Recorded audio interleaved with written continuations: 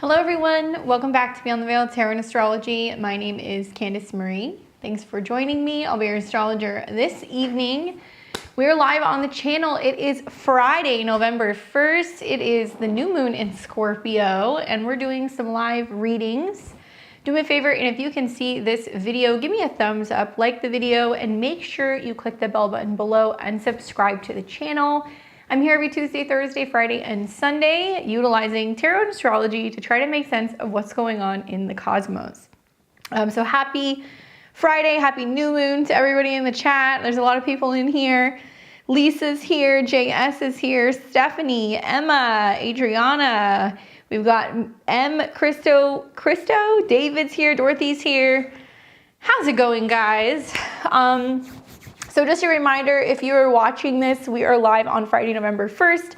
If you are seeing it after that time period, we are no longer live. Please don't send any donations for readings, otherwise you'll be refunded. And it is official, the calendar is out. So if you guys haven't seen the newsletter blast that we put out, you gotta join my newsletter. Head over to my website at beyondtheveiltarot.com. You guys can sign up for my newsletter. I promise you I will not spam you. You're just gonna get emails when we have new courses or new products. And this is the 2025 Astro calendar, and it's got all of like the major ingresses. We have got some new stuff this year. There's a new format. We have all of the major ingresses listed.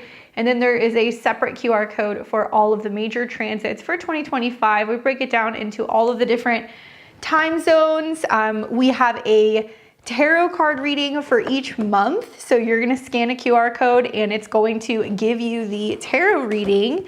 And we do like a profile on each and every one of the particular signs. So you can see like the various like rituals, the herbs, the metals, some stuff that I recommend for working with each month. And then obviously you have the major ingress transits. So it's pretty cool, super helpful. And if you guys want to check that out, it's on sale now. We have available, it's available in print. It's also available in digital form. So you can actually get an instant download. You can purchase it and you can have a PDF of it, or you can have it printed and have it in time for the holidays. Makes a great gift. We also do personalized astrology transit calendars. So if you want to have your transits at your fingertips, I've got you covered. We do a 12-month transit calendar that you can actually download right into your Apple Calendar or your Google Calendar. So it will actually kind of like blend in with your calendar and give you the transits as they're happening in real time. So check all of that out and more at beyondtheveiltarot.com. All right, so what's going on, everybody? Thank you for letting me do the shameless plug. I went out a little bit later than I wanted, but I was like, you know what, we'll put it out for the new moon. And I know that many of you guys are here because you're here for a new moon in Scorpio reading. So unfortunately, readings are closed. We already kind of hit our quota for the evening. So this is why it pays to be prepared. Make sure you're subscribed. You guys can also join my community tab. Every week when I do a live reading, we always post the link early. Sometimes we do it on Thursday, sometimes we do it the morning of, but it's always posted early. So if you know you want to get a reading next time, or if you want to come back in 2 weeks for that explosive full moon in Taurus that we're going to have, definitely check out my community tab and you guys can join or sign up early. Or you guys can consider joining my level 3 memberships. That's the benefit of being a membership on my channel.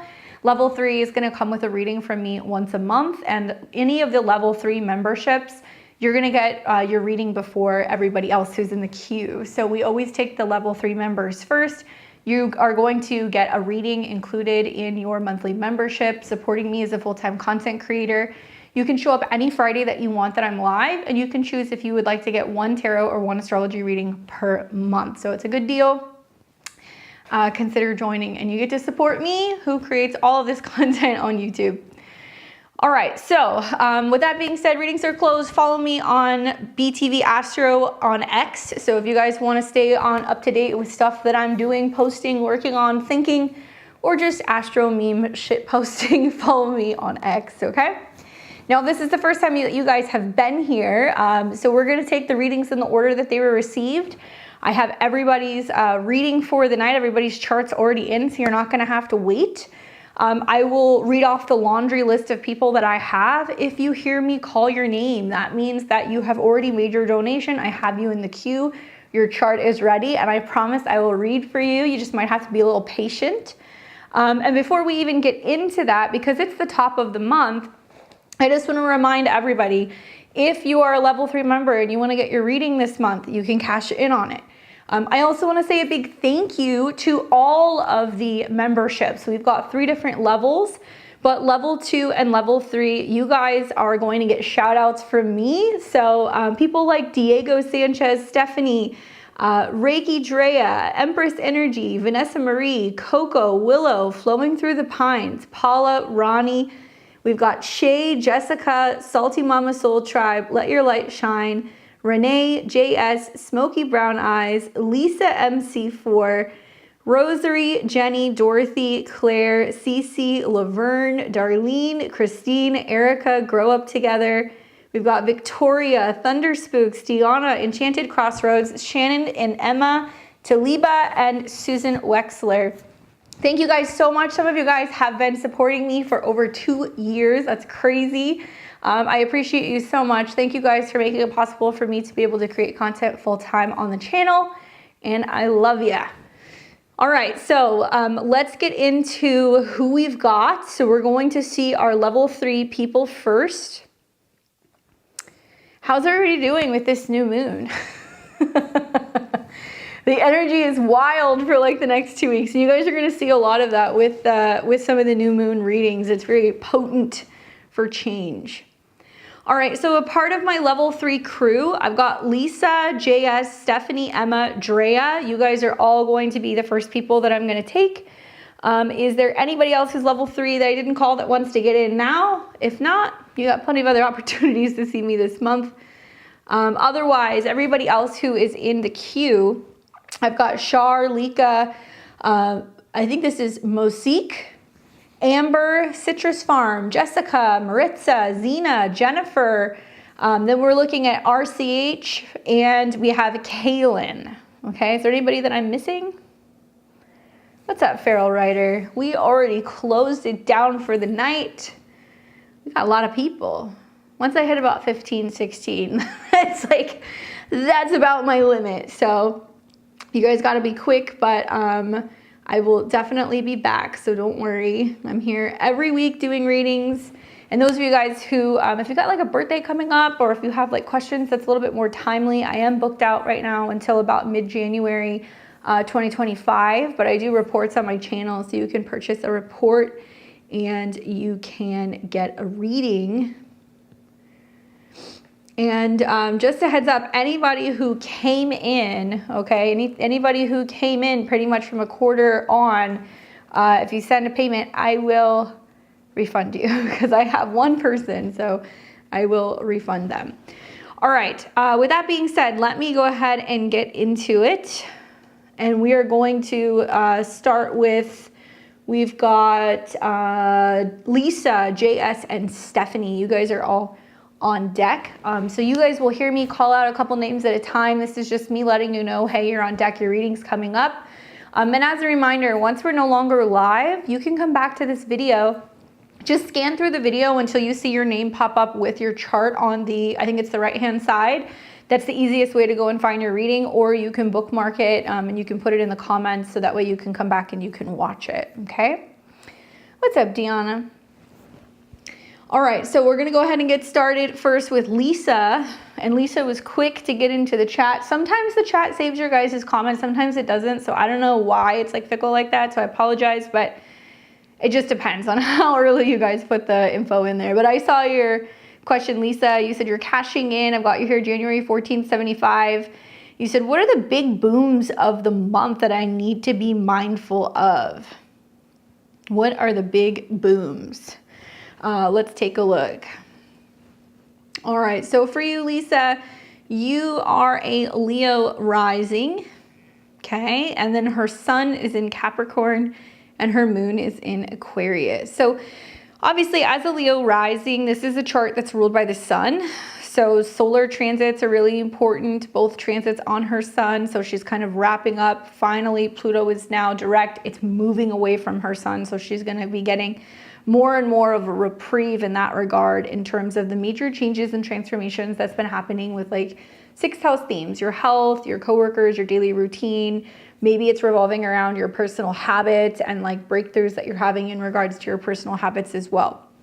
Now, in terms of like the next month, I think about obviously, you know, those who have early degrees in the signs of the fixed signs, especially like Leo, okay? Because we have Mars getting ready to come into your sign. So you know that I use Placidus kind of housing systems. So if you think about like the actual Mars transit, Mars has spent pretty much like the last month and a half in the sign of Cancer. And in this next week, it's going to be moving into Leo. But before it does, like today, tomorrow, like the next couple days, Mars is in your 12th house in Cancer. So it can be about some like behind the scenes pressure. It can be about plans and goals and things that you have regarding your career, or even regarding your emotions that are kind of like at odds with Pluto.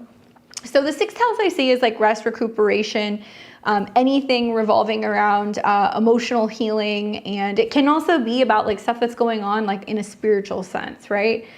29 degrees are degrees that are known as anaretic. So these are like the great destroyer degrees. This brings up a critical turning point. It almost feels like over the next like week or so, something is ready to pop. Okay, so we're all kind of feeling that energetically out in the world. I feel like with Mars getting ready to go into Leo, this is the setup basically for like the entire next month. So it's going to be November into about early December that Mars is going to be between 0 and 6 degrees. So it's going to be sitting essentially right on your ascendant, right? So yeah, 12th house, like, you know, moody, exhausted, resting. I think of the 12th house as kind of like your cocoon, and this is where you're hanging out until you've gone through your butterfly phase, and then you're ready to kind of like embrace the world, right?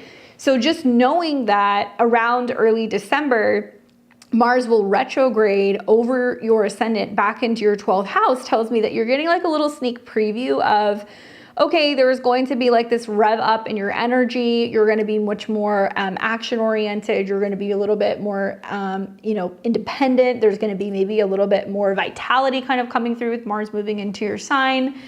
And then you're going to see it turn retrograde in December around the 6th. Now, for me, like when I see a planet turning retrograde on an angle or even on the ascendant is the body. It's bringing the attention to your body. And we know that retrogrades slow things down, right? So like a Mars retrograde I see is like a speeding car or a rocket or like almost like a firework, right? And you light it and then it kind of goes out. So it loses its momentum. And when it retrogrades conjunct an angle or a planet, it's pretty significant.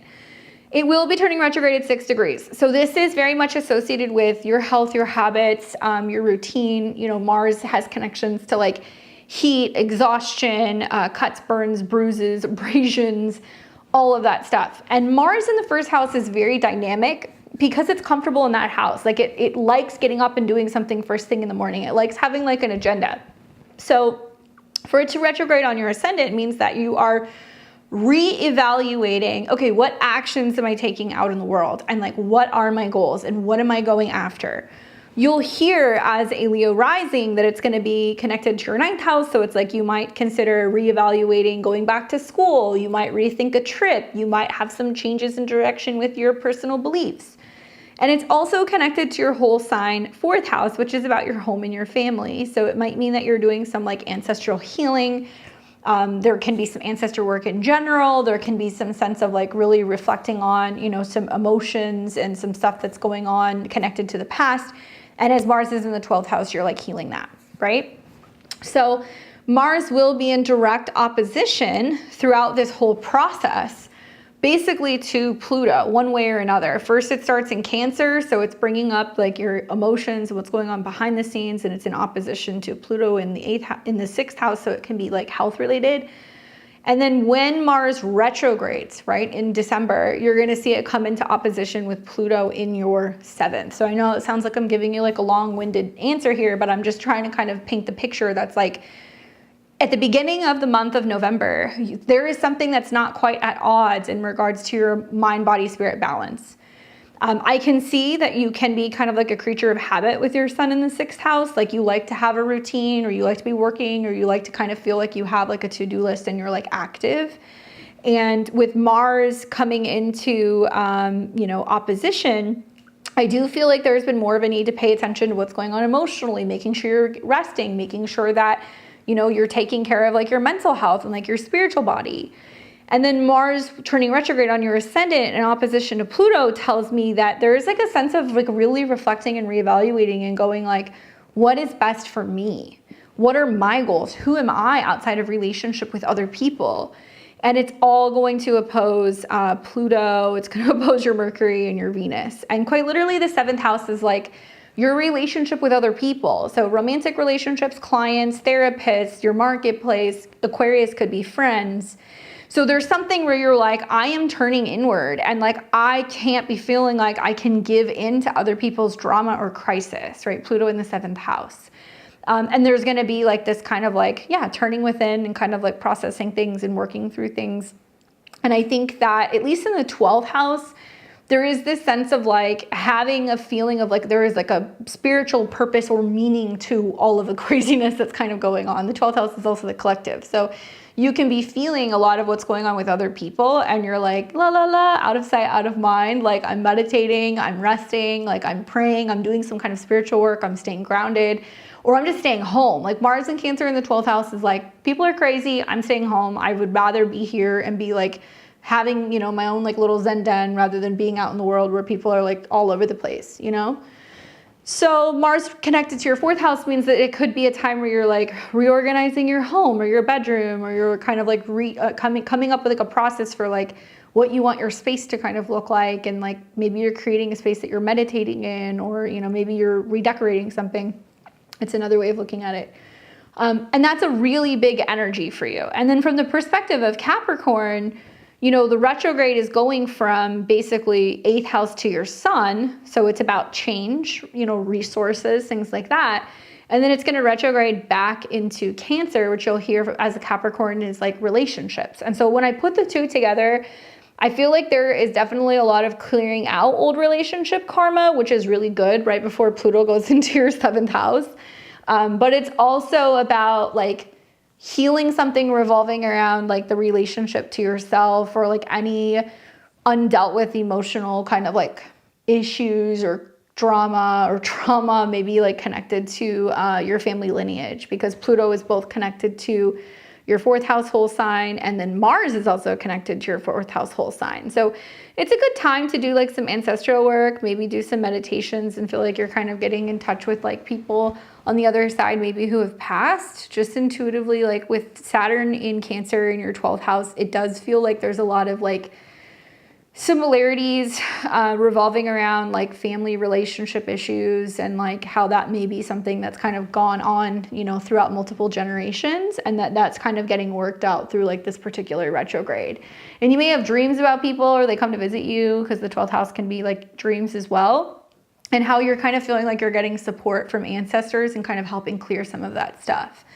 So don't be surprised if you feel like you're having some like visits or things like that. Okay. So hopefully that's helpful in kind of giving you some insight, because I think that's a really, really big one. And like a lot of the work you do when you have Mars retrograde in the 12th is like, when you're doing some shamanic journeying, or you're sitting in a sauna, or maybe you're, going on a run, and then you have some kind of like breakthrough. It's like the 12th house can be about rest and relaxation, but it can also be privacy and things kind of connected to your subconscious, and where you have like a download, or like a direct kind of message that comes from either like someone else or like your higher self. And I really feel like this is about like getting in touch with like your emotions and like learning to kind of trust your intuition as well. So hopefully that's helpful for you. Hey Zena, you are probably about 10 people deep. So we haven't gotten close to you yet. I'll call your name out when you're coming up. You're welcome, Lisa. I hope that was helpful. All right, so we have, let's see. So we have JS and then Stephanie and then Emma.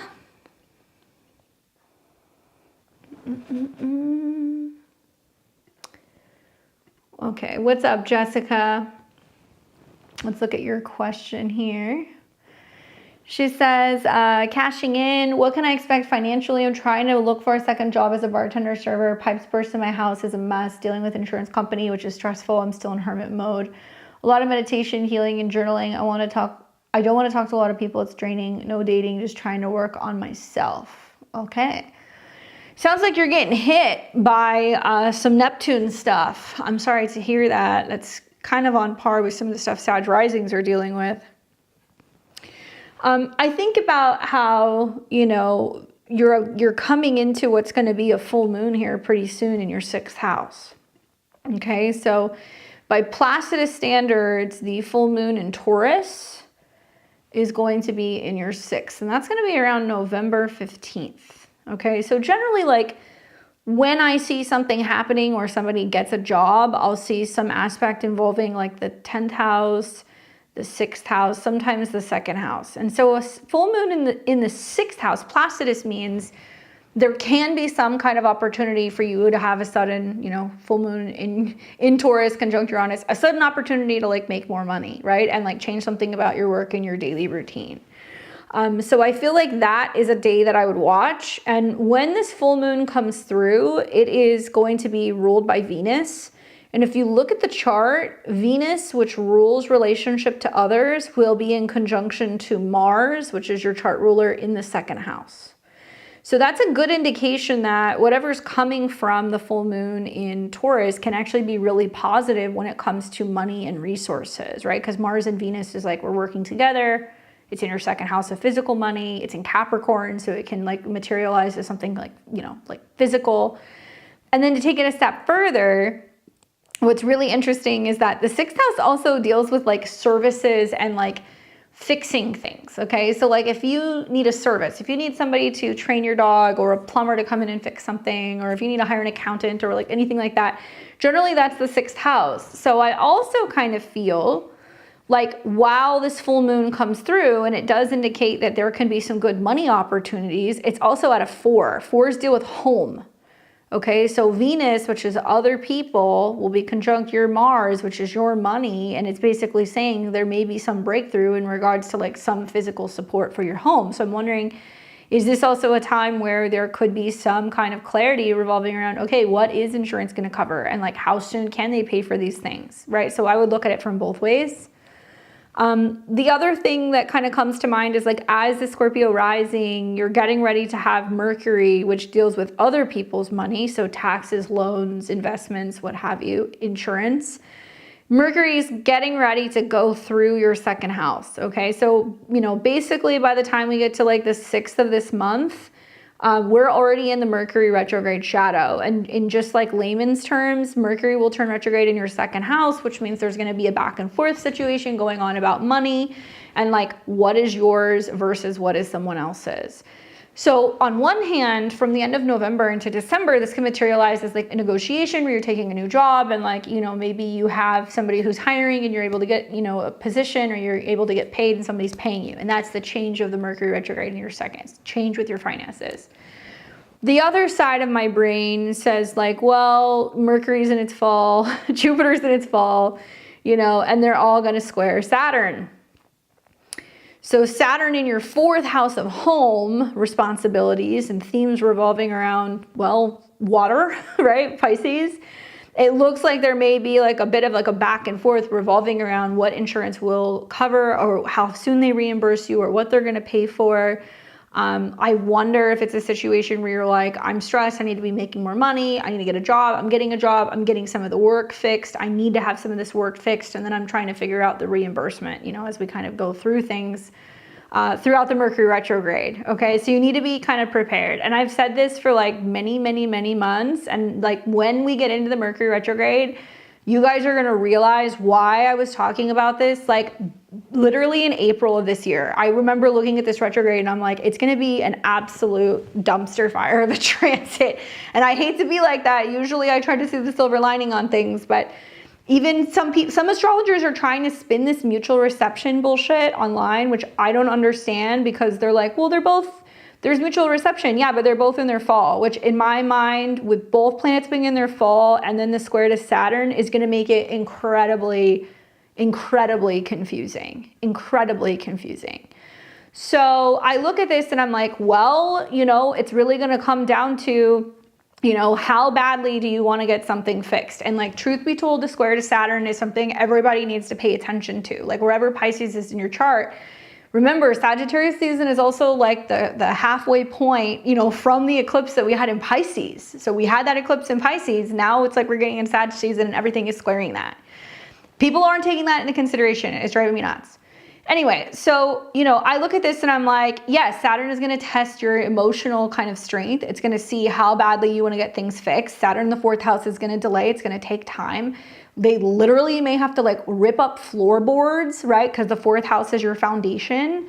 And like go in and like see how the water has affected the structure of your space, of your home, right? And when Saturn's retrograde, things break down. So things have been breaking down in your home. Be grounded, have patience. But I do think that this is going to be about you being like, there are some things I just need to fix, and then like I'll deal with the back and forth of the insurance like at a later time. I feel that the full moon can be very positive and optimistic for you when it comes to getting a job and also getting things fixed. But what you want to be mindful of is that essentially once Mercury starts coming into a square with Saturn, which is in a couple days, it's not too far away. So it's going to come into a square with Saturn here. So it's going to be like around November 12th-ish, 11th, 12th. I had to get a water restoration company. Yeah, yep. That's Saturn in the 4th. And then it's going to start squaring Saturn. So it's like, you'll start seeing some of the challenges in communication this early on. The positive is that if you're looking also for like work to come through, is that, Mercury going into your 2nd house, it's basically giving you the room to potentially be negotiating your salary and what you want to get paid. And the Mercury retrograde could literally, bring you into a situation where you could go back to work, right? It's just the opposition to Jupiter is like, is it going to be worth your time? Or you're going to get paid what you want to get paid? And I could also see the opposition to Jupiter in your 8th is like, you're making cash tips, or, all of a sudden you're getting, some kind of like bonuses, and it's like benefiting you because you're working for someone else. So I wouldn't see it as like a bad thing. And then your Venus return is coming too, which is also, I think, going to be, you could get a promotion, but, over the next like year or so, you're going to have eclipses in your 10th. So your career is going to change. I think you're much more likely to get a gig or like a second job with that full moon conjunct Uranus and Taurus personally. And then another time you're going to want to watch is right around the time of your Venus conjunct Saturn and Venus and Mercury. So this would be the end of November when it hits your 7th house lord of collaboration. It's your Venus return, so that can be good for work. And then you're going to have Venus conjunct Mercury, which is going to open up your 10th house. So I would say like maybe the 14th through like the end of November would be the time that you're most likely to see something. Just don't settle for less, okay? And as a Scorpio rising, I got to think about this from like whole sign, like Mars will go retrograde at the beginning of December. So it could mean that you're changing directions with your work. And if you haven't been working, or if you've been looking for another job, the Mars retrograde could bring in another opportunity. But if you're already doing something that you're not sure about, you could be reevaluating whether or not you like it.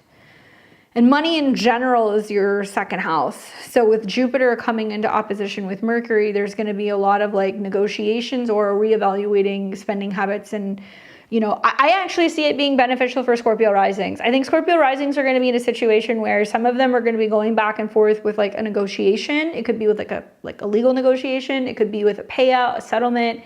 It could be negotiating a salary. It could also be going back and forth with an insurance company, right? So something like that, like if you stand your ground with the Mercury retrograde and you square Saturn and you're like, no, like this is a problem. Like I need to be reimbursed. Like here's all the proof of what happened. Like it could actually end up working in your favor, and you could end up like having some positive things happen. And really the only signs I'm seeing that for are Scorpio and Taurus.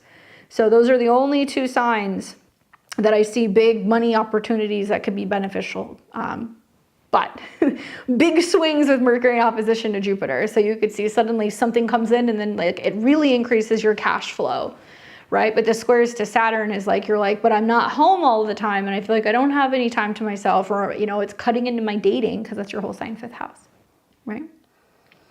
And then inevitably down the road, like in the spring, you'll start feeling the eclipses that are going to be in your 10th house, Placidus, and that's going to be coming through in March. Okay, so like that's when I would say like March, and then also the fall, when you're seeing those eclipses, you could see some changes going on in your work. And I think as Scorpio rising, you will, because the ruler of this eclipse is Mercury, and it'll be turning retrograde. So there can still be a reevaluation of work going on even in the spring. So if you were to do something temporary until then, you might do it up until that point. Or then you're like, you know what, it's cutting into my social time, or I want to be dating more, like, you know, I'm going to make a change with my schedule. So there's still room for like fluctuation and change, even if you do end up doing something like full time. Okay. So hopefully that's helpful for you, Jessica. All right, so we have Stephanie, Emma, and then Drea. What's up, Stephanie? All right, so it looked like the question was about your son. So let me pull that up.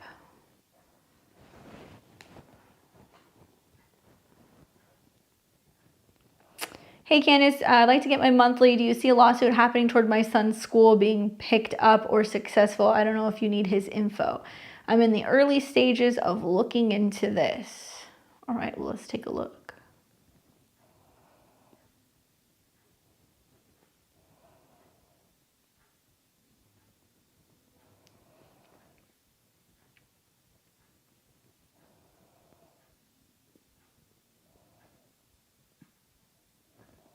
Good luck, Deanna. I hope you're feeling better. All right, so let's look at your son's chart. So he's March 31st, 2015, and he is a sun in Aries, moon in Leo, Cancer rising. All right, so for me, I would need to see some aspects going on involving the 9th house or the 6th house, sometimes the 7th, but the 9th is more going to be about like law and legality, and then like settlements and like court cases are more going to be the 6th. And so I do see two things kind of going on. One is that Mercury is going into Sagittarius, which can deal with like law and legality, and it's going to go retrograde through the 6th house. And it looks like while it's doing that, it's going to be coming into a trine with the sun. So it can be about something revolving around education. And it also looks like Saturn and Neptune are coming into conjunction with his Mercury next year. So that can be about early childhood development. It's going to trine Saturn. Part of me feels inclined to tell you that if something like this gets picked up, you wouldn't really see it like develop into the spring. Like I have a feeling with some of the retrogrades involving the sun and Mercury, like the sun Mercury conjunction and the sun Venus conjunction happening in the spring, it would be then. But I mean, Saturn coming into conjunction with Mercury is like holding accountability for things that have been hidden in regards to education. Yes, a kid is touching kids inappropriately. The school is not taking accountability. They want to sweep it under the rug like it's not happening. So I feel, let me look at your chart. Hey, Robbie. I feel like that would be very obvious in your chart. So your 3rd house is going to be your kid. We've got Mercury that's going to go retrograde in your whole sign 3rd house. So this is going to be about hidden things with education and your kids' school. And the squares to Saturn are going to represent issues with teachers.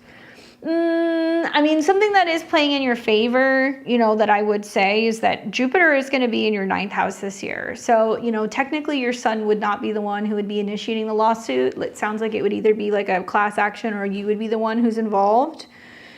So Jupiter square Saturn is the only thing you want to watch out for. Because Jupiter square Saturn literally means that it's limiting, right? Saturn limits the ability for Jupiter to do its thing, or for the truth to kind of come out, or for there to be some accountability. That's going to hit right around the end of December. And then down the road, I also think about how, you know, the Mars retrograde, Mars is going to be going retrograde right over your Mercury. This could be about a legal matter. It's going to be in opposition to Pluto, which can be dealing with like a issue involving education or educators. And then Saturn rules your children. 1, 2, 3. The third house represents their education, ruled by Mars. So your children's education, or putting them in or pulling them out of where they're going, and the back and forth that you're having with like the educators is literally in your chart. You don't even have to look at his.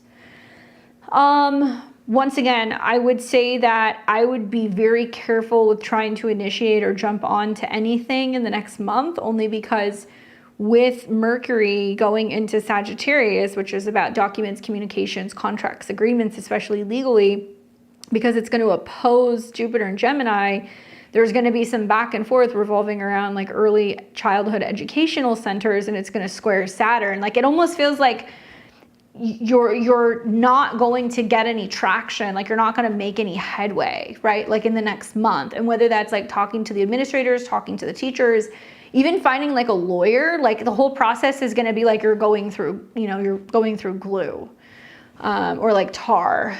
That's crazy. I had an argument with the principal yesterday. Well, this is also Mars going into your 10th house. Okay. So like, this is like conflict with other people. When would be a better time? I would say you want to do this when there's better Mercury aspects. So for example, Mercury is going to go into shadow. It's going to go retrograde. We could see right around the time of like the new moon. So this will be the 30th of November. You're going to have a new moon in Sagittarius, which could be better for like initiating new like counsel and like working with like a lawyer, or even talking to a teacher. That's going to trine Mars. So there's going to be more action revolving around these topics. And it's going to trine the North Node in Aries. So if you're like, oh, I need a lawyer, or, oh, you know, I want to like make some headway in this situation, I would say from then on would be better. Mercury is still retrograde, but it's getting ready to go direct. So another option is you could do something like when Mercury is in a trine with Mars and it's direct. And I would say this looks like right around December 17th, December 18th, when Mercury is no longer retrograde, so it's better for communication and agreeing to something contractually, and it's going to trine the moon and Mars right here. And the sun is coming into a square with Neptune, so it's also about being like, look, you know, like children are being victimized, or there's potential for them being victimized, and that's the sun square Neptune, and being able to kind of get that point across. And then just thinking about your sun's chart again, you know, next year with Saturn going into his 10th house whole sign and hitting Mercury in the south node, like he's very unlikely to continue staying there if he does stay there come the spring. Like I look at the transits in March and April, and all these planets are going to go retrograde over his Mercury, which can be about, you know, like private institution or educational centers. And he may potentially be pulled out, especially because Mercury is going to be connected to the 4th house, which is connected to mom. Or this can be a time where if there is some kind of lawsuit, then everything that's been swept under the rug or hidden suddenly now becomes more visible. So don't anticipate there to be much headway in regards to this until at least like March, maybe April of 2025. It would take some time before I think anything would really kind of start to gain traction. I'm so sorry to hear that. That's terrible. And you are not somebody to be messed with right now with like, you know, Mars conjuncture Mercury in opposition to Pluto. Like, ooh, you know, square all the nodes. I mean, you're going to kind of feel like it's like a uphill fight, you know, while Mars is squaring literally all of your angles. The next 3 days are quite intense with that square. I can switch into another school, but he doesn't want to. Yeah, but I mean, I think Pluto getting ready to go into Aquarius is also bringing up for like Libra risings, like crisis revolving around like children in school. And Saturn is there right now squaring Jupiter. So you literally have a kid that's like unsure and, you know, is kind of freaked out, Saturn in Pisces, or afraid of making changes when it comes to education. So yeah, he'll be the most resistant in, you know, like December, and then you'll see that square again in the spring. But quite literally, a Mercury retrograde could be about rearranging something in regards to education. So whether you do it now, or this is something that ultimately ends up coming from the full moon next month, or even if you wait till next spring, I feel like there are several different transits in this chart which seem to kind of insinuate there's going to be a change.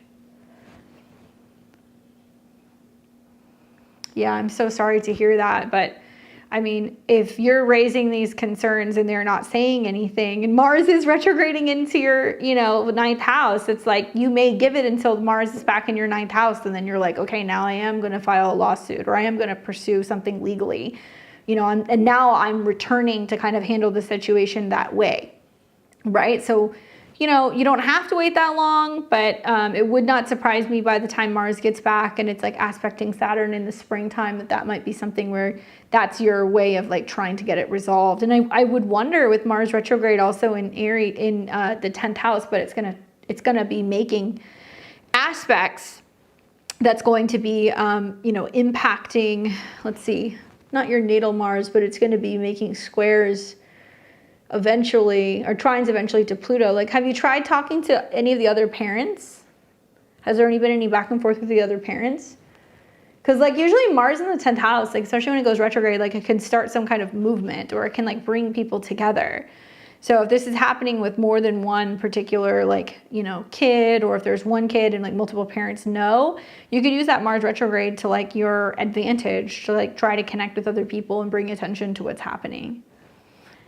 I have, but they haven't said anything. So you might see some more of those particular results, especially if you decide to move forward with something legally. Like you can start to see that other people are like reconnecting with you, wanting to know what's going on. His friend thanked him for telling his mom. That's so sad. Well, I hope that gives you some insight in terms of like, the timing of when you might be navigating some of these things. But yeah, I would say if you do get something going next spring, really is like a little bit more like likely that you're going to see some of that stuff playing out.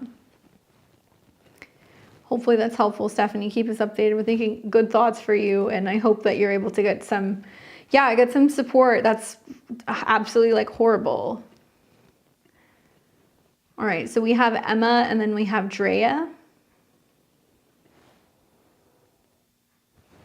Yeah, I would wait a little bit. So like I said, sometime after the new moon in Sagittarius would be a better time to kind of get the ball rolling with that. All right, so we have Emma. What's up, Emma?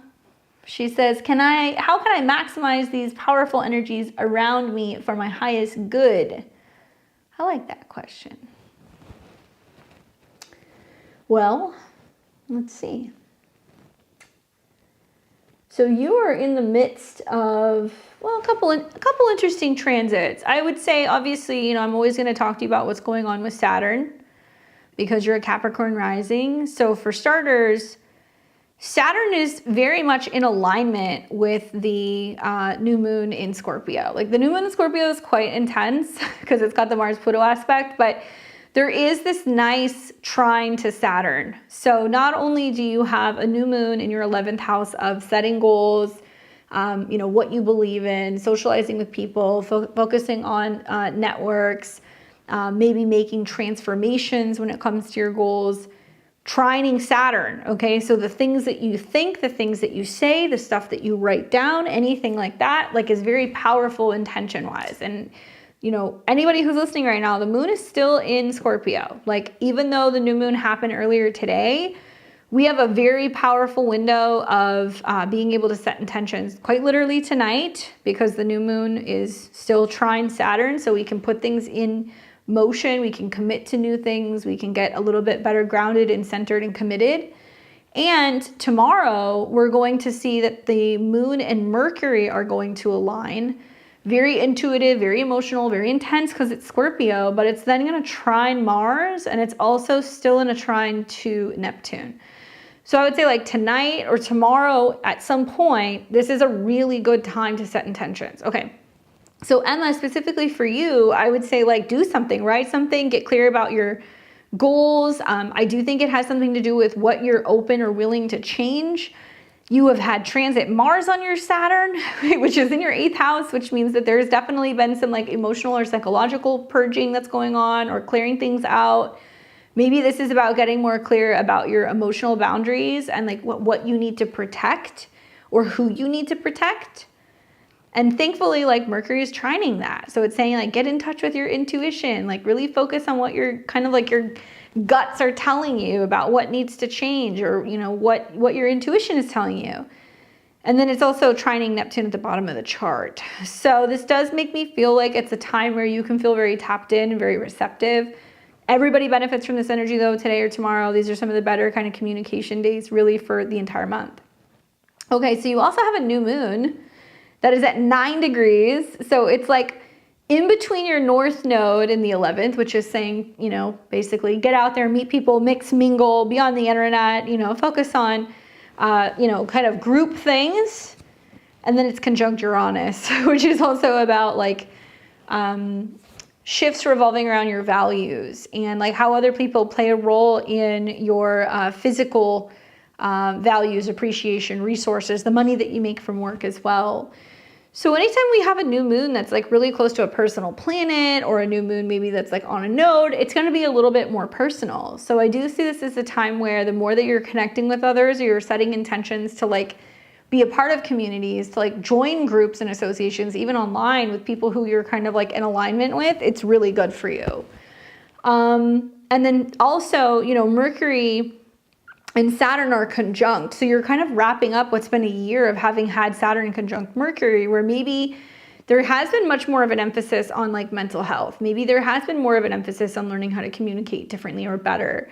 Whatever it is, like you're finishing this up. Saturn's getting ready to go direct. So Saturn's actually going to be leaving your Mercury pretty soon, and it's going to be going into your 4th house. So traveling, vehicles, siblings, neighbors, all of these things kind of come up with that kind of final transit of the Saturn Mercury. Specifically, you know, 15 was like the conversations you had with neighbors. It's how you're getting around town and traveling. It's been moving or relocating. It's been having conversations maybe with siblings. So that's going to come up in a very big way over like the next like month, until Saturn is about out of conjunction with Mercury. So you'll see this basically between now and the beginning of the year. Saturn's going to go retrograde. It's going to go retrograde right over, Mars is going to go retrograde right over your natal Saturn. So think back to what was happening. Like, I think it was the end of 2008, the beginning of 2009. That was the last time that we saw this transit. And yes, as a Capricorn rising, you're going to hear that, you know, it's connected to relationships, maybe relationships, money, intimacy, maybe, but it's in your 8th house. So this is bringing up the topics of action, emotions, things revolving around home, family, and some reevaluation of like your investment with other people, like what you owe or what other people owe you is perhaps going to get worked out through this. And so sometimes when we have transits through the 8th house or retrogrades in the 8th house, we start to see like where there's blockages, we're holding ourselves back from being able to have some kind of significant change. So you want to be mindful and aware of like where you're resisting, because that can potentially come up during that time. And you'll see, because Mars has been in shadow already, like whatever has been coming up like the last like week or two when Mars was conjunct Saturn. So think back to like what was happening maybe like the 20th of October until roundabout now. It's going to come back up again, okay? And like Pluto in the 2nd house is like my money, my resources, and the 8th house is like others. And if it's not financial stuff where there's this back and forth with like exchange, then it's going to be more about you going, okay, it's about me embracing change, or making changes financially, or making changes on the home front, or shifts emotionally revolving around like home and family, right? So something like that can also be kind of coming up. Anyway, I hope that that's helpful for you, Emma. Keep me updated. Let me know how that new moon goes. Definitely set some intentions. It's a good one for that for you with that North Node, about surrounding yourself with like people who are really going to help you evolve and change, you know? You're welcome. All right, so we have Drea. Am I saying that right? Drea. And she sent me an email, so I definitely got you. But just so you know, so I think you're new to the memberships. You can always go on the link. So we always post this link for the live readings, and you can just put it in the chat. So you can just say, hey, it's Drea. You can send me your info. I have your info saved now, and then you can let me know your question. No worries. All right, so I have got you here, 10/29/77. Again, that was in Enterprise, Alabama. She said, can I request a reading for the new moon in Scorpio on November 1st, if possible? I've been eyeing this Mars-Pluto opposition for several months. I think I think just my biased view of my own chart, but I have trouble seeing this anything other than a violent death. Would love your insights from my chart from November to December, specifically Mars retrograde, return, and triple opposition, as well as anything that catches your eye. Well, I want you to think back to what happened at the end of 2008, beginning of 2009, okay? Because I kind of feel inclined to tell you, you've been through this transit before. Granted, yes, you did not have Pluto on your descendant, so it's like a completely different ball game right now. So and this is very much the case for I would say Leo and Aquarius risings. You know, the 12th house is what's kind of like hanging around in our subconscious. The 6th house is where sometimes we air out grievances, or there's like stuff we have to fix or clean up. And like generally this can also be issues that are kind of brewing in relationships because it's 12th house to the 7th. So if it's not, oh, my mental space and, you know, my physical health and habits, then it could be the things that I'm thinking about or the stuff that's going on in my head that I'm not saying anything about. And then all of the problems which can arise from not saying anything. And then as Mars goes into your sign, you're going to be a little bit more direct and like action oriented. And yeah, you can get a little miffed or you can be a little frustrated. And then Pluto goes into your 7th where it's bringing the heat in regards to your relationships, right?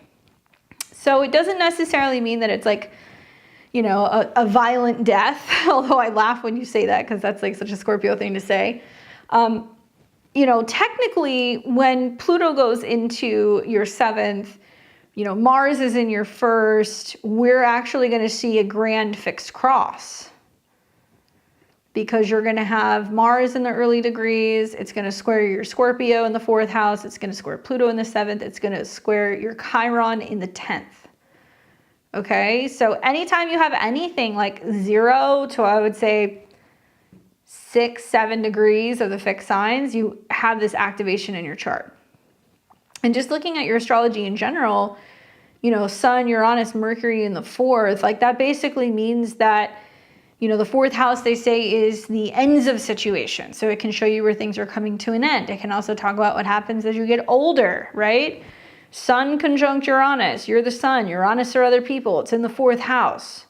So as Mars is squaring it, it means there's going to be some action on your part where you're going to be like, let's just get it over with. Let's just be done with it.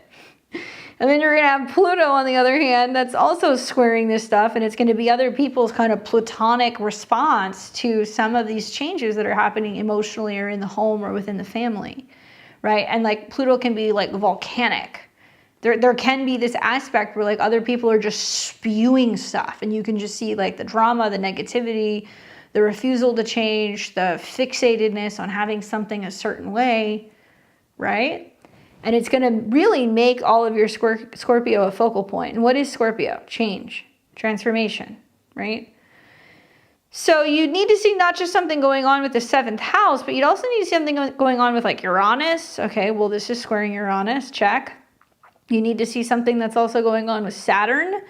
All right, well, if we look at some of your natal placements, it looks like your natal Saturn is in Leo and Uranus is also squaring your Saturn, right? So to me, it can be much more of like a metaphorical death, but you do have several of the transits that people have when they're like, something needs to change. And whether that's your emotional response to things, it could be your home, it could be your relationship with your partner. You know, a lot of that's going to depend on like your synastry and your composite and what cycles they're in and what cycles you're in. But I'll tell you, you know, Pluto's been in and out of your 7th house already for more than the last year. What have you learned with Pluto in your 7th house in opposition to Mars? That some people will come in and they will cause a bit of like a ruckus and they will definitely challenge something about your power, your authority, right? What you can possibly achieve. So for you to have several Mars retrograde returns, I guess several Mars returns, one of them will be retrograde, It means that it's giving you the time to rework, rethink, reconsider, reimagine, okay, where am I going? What am I doing? And, you know, with Mars retrograde in Leo, there is this sense of like really kind of looking at our own reactions, our own drama, our own, you know, egos even sometimes, and like that's being under evaluation. So it's interesting to me that like you've had the Pluto opposition to Mars several times, and it's shown you where there's been some standoffs with people. And now you have a Mars retrograde on top of that. I mean, in my opinion, if I saw any Leo rising with Mars on the ascendant with these aspects, it doesn't matter whose chart it is, I would be like, this is teaching you that you do not have control over other people. You do not get to decide how other people get to respond to things. You decide how you respond to things. You're learning to be like an actor, not a reactor. And there can be a lot of reacting with Mars on your ascendant, shadow, retrograde, whatever, in opposition to Pluto. Like, remember, returns are like playing with home field advantage. So when you have planets in your home sign, you're like ready and raring to go. And like if you've got Mars on your ascendant and you've got a Scorpio stellium in the fourth, like you do not like to be fucked with. Like you do not want to be told what to do. You like to like run the house the way that you want to run it. You have a way of responding to things emotionally that you have always done. You're a fighter, but you're a fighter because you're a bit of like a survivor. Sun, Uranus, Mercury in the fourth house tells me growing up, there was something destabilized about your home or your living environment. You moved a lot. There was like a lot of trauma. Maybe there was something going on with one of your parents where they were like hot and cold and all over the place. So you have instinctually learned to be like, okay, you know, I'm going to stand up for myself. I'm going to fight for things. I'm going to push back. And what's going to happen is if that's how you've always responded to things, and I'm not saying you're the problem, but if that's how you've always responded to things, it is possible with Pluto coming into the seventh house that you've got somebody in your life. It could be a friend, it could be a romantic partner, it could be a client, it could be a therapist, whatever, who's going to be like, no, we don't respond to things like this anymore. You know, Pluto in opposition to Mars. We must change something about this, or we must change our home, or we must kind of like get out of the past. So Pluto coming in your seventh, it doesn't have to be like an end of your relationship. I've seen many clients go through that transit, and it's like a time where they have a therapist, or they end up working with an astrologer, right? Or they bring somebody in that's able to work with them in a very like subconscious kind of like platonic way to help them like realize and rework something about their relationship. So you want somebody who is going to be able to kind of like say to you in a very kind of detached, abstract way, right? Aquarius, that's like, why are you upset? You know, why are you fighting? Or what are you afraid of? Or why are you getting so frustrated? And you want to be working as like a team. And change is the name of the game because both of these aspects are going to be squaring your sun, which is obviously your chart ruler. And they're also going to be coming into a slight square with Uranus. Not quite yet, but close enough. Men, husbands, father figures, all of these people are going to be people that are going to be really emphasized because when Mars retrogrades, it squares your sun at a 6. Sun is usually men or masculine people. And then for the next couple of years, Pluto is going to square your sun as well. So I definitely feel like these are the people you're going to want to watch the most. My advice to you is track the moon. Get an app or something where you can look at the moon and you know what sign the moon is in. Or watch my astro weather on Sundays. You want to know when moon is in Leo because that's when you're going to be more emotionally reactive and you're more in tune to your needs. You want to know when the moon is in Scorpio because there's going to be some deep emotional stuff that's going to come up that's going to challenge you on the home front, that's going to square you and your partners, and it's going to be asking you to kind of let go of the past or past habits or changes with your home environment. You want to know when the moon's going to be in Aquarius because it's going to bring up changes to relationships and things revolving around how other people are responding, and it's going to make you more in tune to what other people are changing, right? Or if they're going to be a little bit more intense. And then when the moon is in Taurus, it's going to be more about, okay, what is the bigger picture? Where are we going? You know, what shifts are we making? How is this impacting my status or even like my career? And it'll square all of this stuff.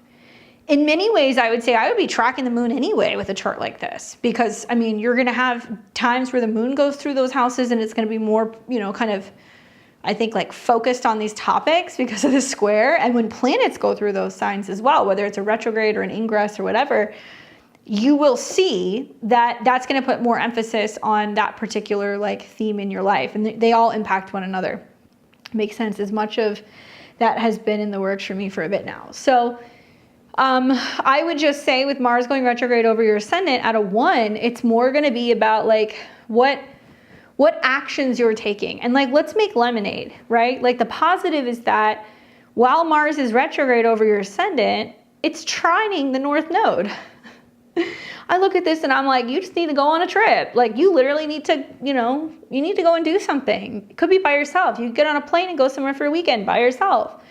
You could go to a retreat by yourself. You could take a course or a workshop, or maybe be listening to like an author or doing a program that's going to be about self-work and self-development. Like that's how you diffuse some of this, right? 7th house, astrology, therapists, counselors, people who help you heal, they give you that feedback so you're more aware. And I don't think you're necessarily the problem.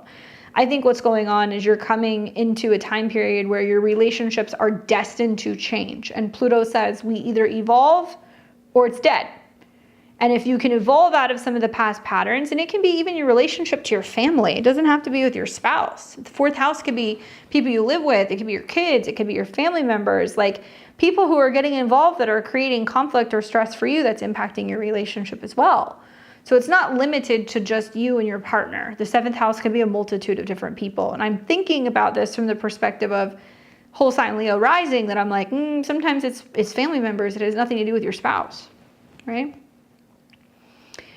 Good to know. I've already been doing so much of this. The energies are on point. I would say wherever Mars is going retrograde for any sign, that's where we are like, literally for the month of November, these are all the things that are going to happen. They're coming. But in order to do that, we got to backtrack. We got to go back into Cancer, and we have some work to do. We have something we have to get there before we can actually do the things that we want to do with Mars and Leo, right? And so the truth is like, it's going into your 12th house. I would say ancestral work, emotional work, shamanic healing, meditation, hypnosis, all of these things like can be really, really helpful for you in like processing stuff that you're really ready to let go of.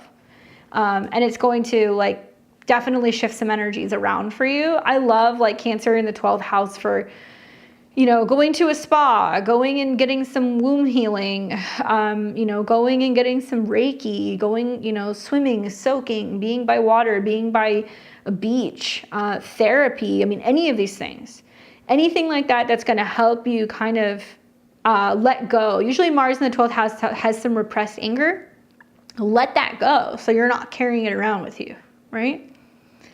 And I hope that that's helpful. And obviously, yeah, don't cut your hair, anything aesthetic, like surgery, tattoos, any of those things. Anybody who's got, Leo rising around the 7 to, 0 degrees, be very careful here, because that's right around where Mars is going to be going retrograde. Same thing I would say for Cancer. We're not there yet, but I think it's going to go direct, I want to say around like 17 degrees. So if you've got Cancer, sun, moon, or rising, 16, 17, 18 degrees, that's going to be something you're going to want to watch out for, but that'll obviously be in the new year.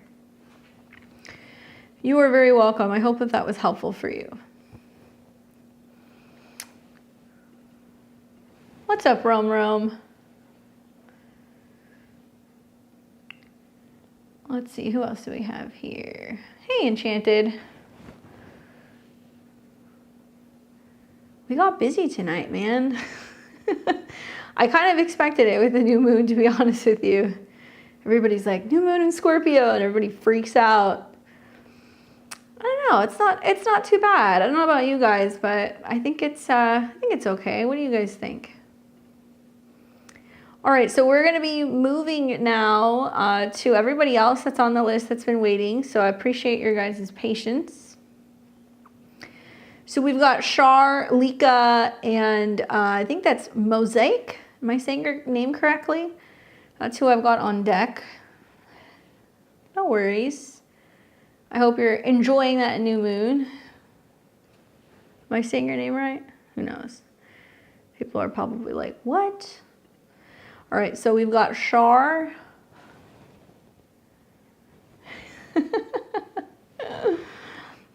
No, I am now working my way to the next list. So I've got Shar, Lika, Mosaic, Amber, Citrus Farm, Jessica, Maritza, Zena, Jennifer, RCH, Kaylin, Cassandra, And I think I saw somebody else pop in here earlier. What's up, Diego?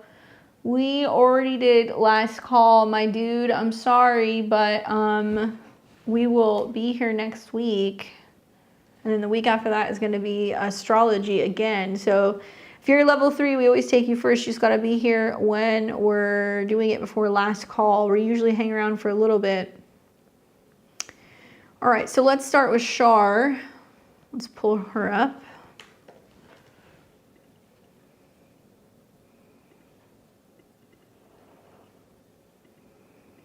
And let's see, let's pull that up too on PayPal.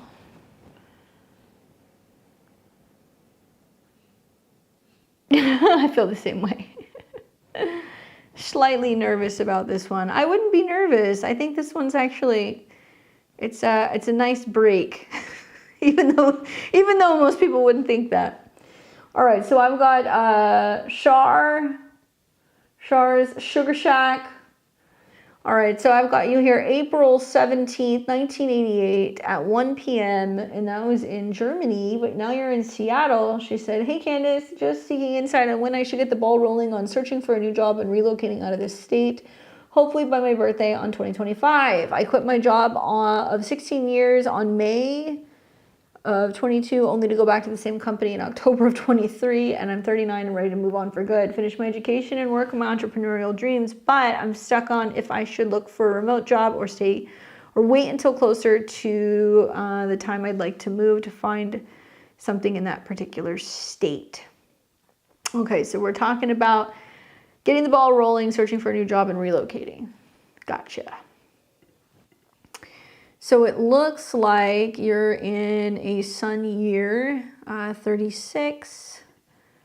All right, so it's a first house year. All right, so just some thoughts that I have here for you. Usually we would have to see something pretty significant changing or happening either in your 10th house or in your 6th house for work changes to begin. You got a new moon that's happening right now in your 4th house. So this intention of, hey, I want to find a new place to live, right, is one that I would be setting today, tomorrow. That new moon is in opposition to Jupiter and the moon in the 10th house, which means whatever you're planting here about changing your home is going to have some impact on what changes are happening within your career. Now, technically, if you're aware, I use Placidus housing system. All this Taurus you have is intercepted, which means when it comes to career growth or opportunities, you know, where you feel most emotionally kind of connected and aligned, like it's kind of like a blind spot. So when you have Scorpio and Taurus intercepted, it always brings up themes revolving around money stuff, giving and receiving, what you get versus what you do, and that can be challenging for you. And it's in the houses of home and work. So these two particular topics can be kind of tricky.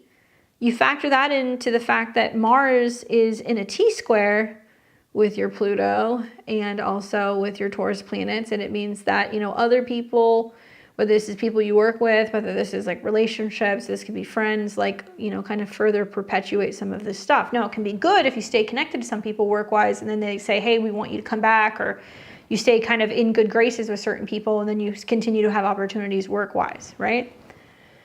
So know that really for the next couple of months, because Mars is going retrograde, it's going to square all this stuff. And what it's doing in your 1st house going into your 12th is like going back to the drawing board. You're like, okay, I'm reworking what direction I'm going in, like what's most important to me. You are in a 1st house year this year, which means you're very impacted by transits that go through Leo. So, you know, you've had a Mercury retrograde there over the summer.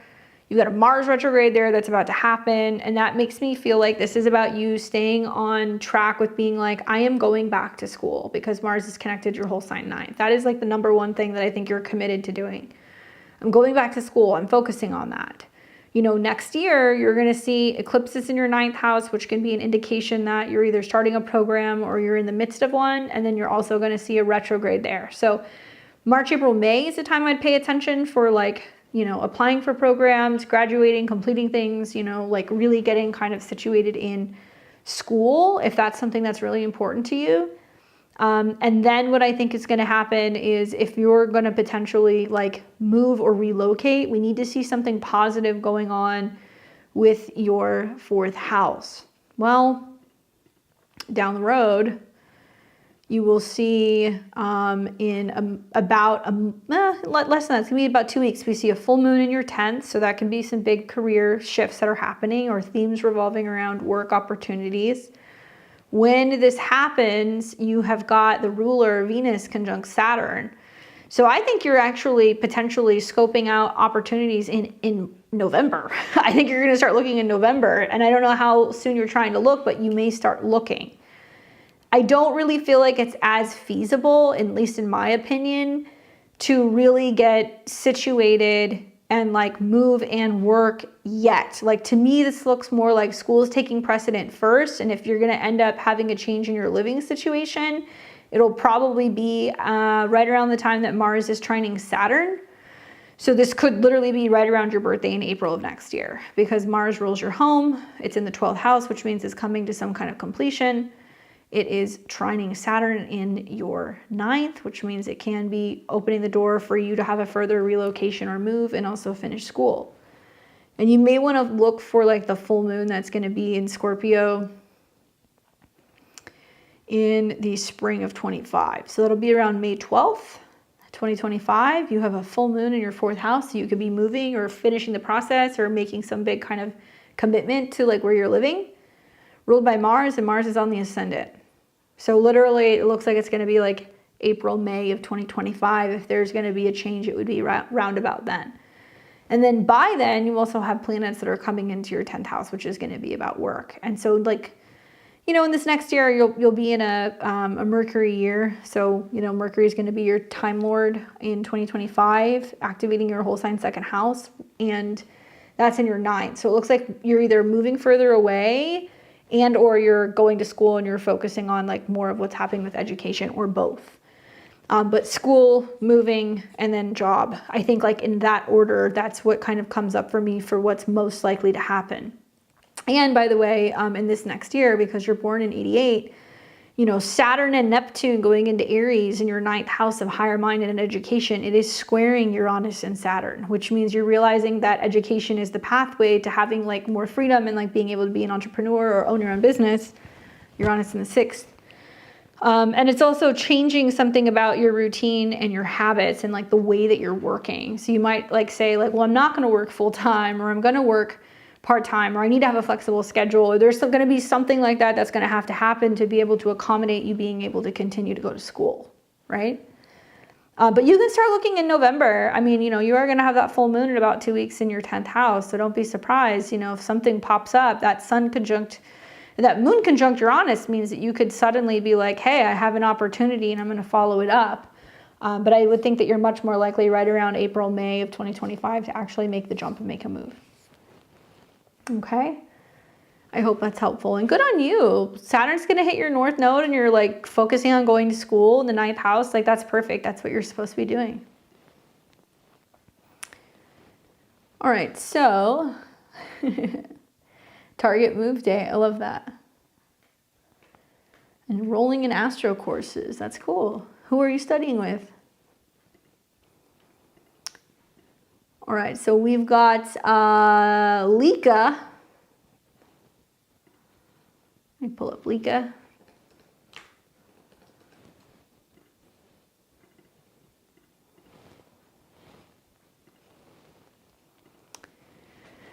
Lika, 52883. She says, tell me about relationships. All right, let's take a look.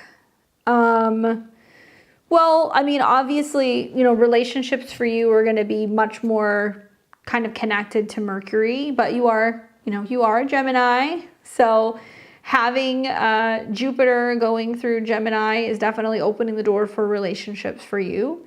But Mercury transits are what I'm looking at. So in terms of your transits, I can think of a few. One is that this next full moon is going to be relatively close to Mercury, right? It's going to be within 8 degrees. So that could represent traveling, communication, going back and forth, maybe meeting somebody online or, meeting somebody locally around the 15th. And then 2, I think about the fact that you're going to be having Mars retrograde over your Venus, okay? So Mars is going to go retrograde more so in January. It'll be retrograde in your 5th house. And maybe you've heard me say this, but like, I feel that if you're going to have a Mars retrograde in any of the houses, probably one of the better places to have it is the 5th house, because that's going to give you an extended period of time, right, where you can do more 5th house things. Sex, dating, meeting people, romance, having fun, taking chances, being creative. So I definitely feel like that is going to give you an extended period of time, basically January all the way through April, where you can do more of these things. And Mars and Venus are star-crossed lovers. They love each other. They want to be next to each other. So when they are next to each other in the chart, it creates fireworks. And for a Gemini, 2nd house to your sun. So it's like, oh, I'm investing more in this, or I feel, more indulgent, or I'm wanting, a little bit more intimacy, with others and pleasure. That's very much 2nd house to the sun. And it can bring in karmic relationships. That can bring in soulmates. There can be people from the past who can also return. And in your case, Mars rules the 9th. So people further away, or foreigners, or people who are culturally different. And then the 2nd house, which can be about money, resources, and values. So what I wouldn't do with this transit is gamble. I'd be careful with investing. If you've got some kind of romantic person at a distance, I'd be careful how much money I'm spending going back and forth and seeing them.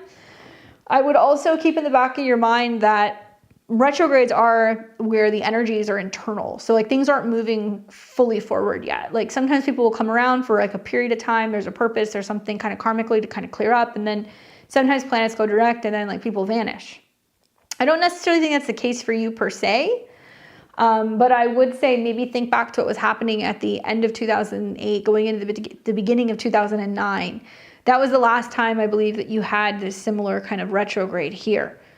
What's nice is this time around, Mars is going to trine Saturn. So I do feel like there's a sense of you being really all about your vision and your boundaries and your seriousness and your commitment for having something legit and having something that feels like true love. And it is very romantic, and it does bring you some sense of feeling emotional fulfillment. So that's good. I also notice that this is simultaneously going to be sextiling all your stuff, because while it's in the early degrees of Leo, it's sextiling your sun and your Mars. So it's giving you the opportunity to change something about your schedule and get out of the house and not be there all the time or so much, which is really easy to do with Jupiter in your 4th right now. So it's kind of trying to create some diversity in your schedule, or keeping you busy going and doing other things. So it's allowing the universe to be able to intervene in how you can meet someone. In theory, because your 7th house ruler is in the 3rd and it's at a 16, it means that you may meet them in a 3rd house way. Going for a walk, meeting them through neighbors, maybe you go out to eat or grab a coffee at a local, spot. This is at a 16, so this does deal with going and grabbing a drink, grabbing a beer, going to the store, getting food, that kind of stuff. That might be how you meet them. She says, I literally work from home. See, there you go. It's trying to break up your routine a little bit, because you don't have the chart of somebody who meets somebody at home. You have the chart of somebody who meets somebody when they're running an errand or they're doing something away from home. You could meet them in a on an app. That's possible with Mercury being in the 3rd house. But, the retrograde is going to be sextiling all of these aspects. So it's trying to also get you to be more focused on communicating differently and meeting people in a different way. The astrology is generally pretty good. For Geminis, you're going to hear, well, your 7th house ruler is in your sign. Yes, so it's good for you in a case of your home and your living situation and even maybe your job. But there's going to be some shakeups. Mercury going retrograde in the 10th house, which could be job changes, but I think it's going to be more about opening up to the idea of relationship changes.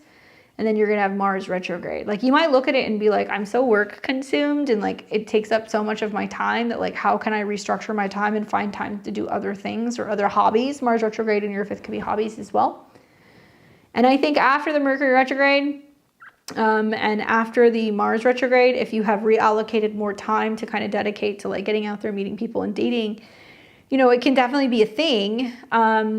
Something you're going to want to consider for like the next 2 years is you're still going to have eclipses like going on in your 7th house. Okay. And so eclipses in the 7th house doesn't mean that relationships are guaranteed. In your case, it's South Node eclipses. So it's like, okay, relationships come in, they're the icing on the cake. It does not have to be like the whole enchilada. Like you don't have to make relationships like the thing that you're most focused on.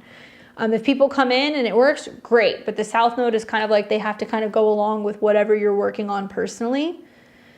I'd be careful here because it means that you can bring in people who are from the past or like that you have some kind of history with. So if you go into these eclipses with the South Node there, sometimes you can be so self-consumed that you don't really tap into relationships. Other times people come back from the past and you're like, oh, I've outgrown this person, you know, or like there's something that brings the two of you guys together, but it can be for a period of time. So you'll see there's going to be some eclipses taking place there in the spring. So a time to watch is actually going to be when the eclipses, I think, are taking place in the spring of 2025, where you have a South Node eclipse in the 7th, which means there is some tapping into what you need or what you're missing or what you want to connect with. This will be ruled by Mercury, and Mercury will be retrograde in the 1st. So a really significant karmic time for relationships for you, I feel like, is going to be like right around like March, April of 2025. 20-year story of my life. Well, you have so many strong oppositions between the 3rd and the 10th. It's like it's either all focused on like home and emotions and family or all focused on work, you know? And that kind of gets kind of locked up when you have pretty much like stelliums in those two particular signs. Like, and if everything else can kind of fall by the wayside a little bit. But I would say like, you know, Uranus is off of your Mercury. In the next year, the nodes are going to sextile and trine your Mercury. It can open the door to kind of bringing something significant in. And I think that turning point is going to be in the spring. Okay. Hope that's helpful for you, Lika. All right. So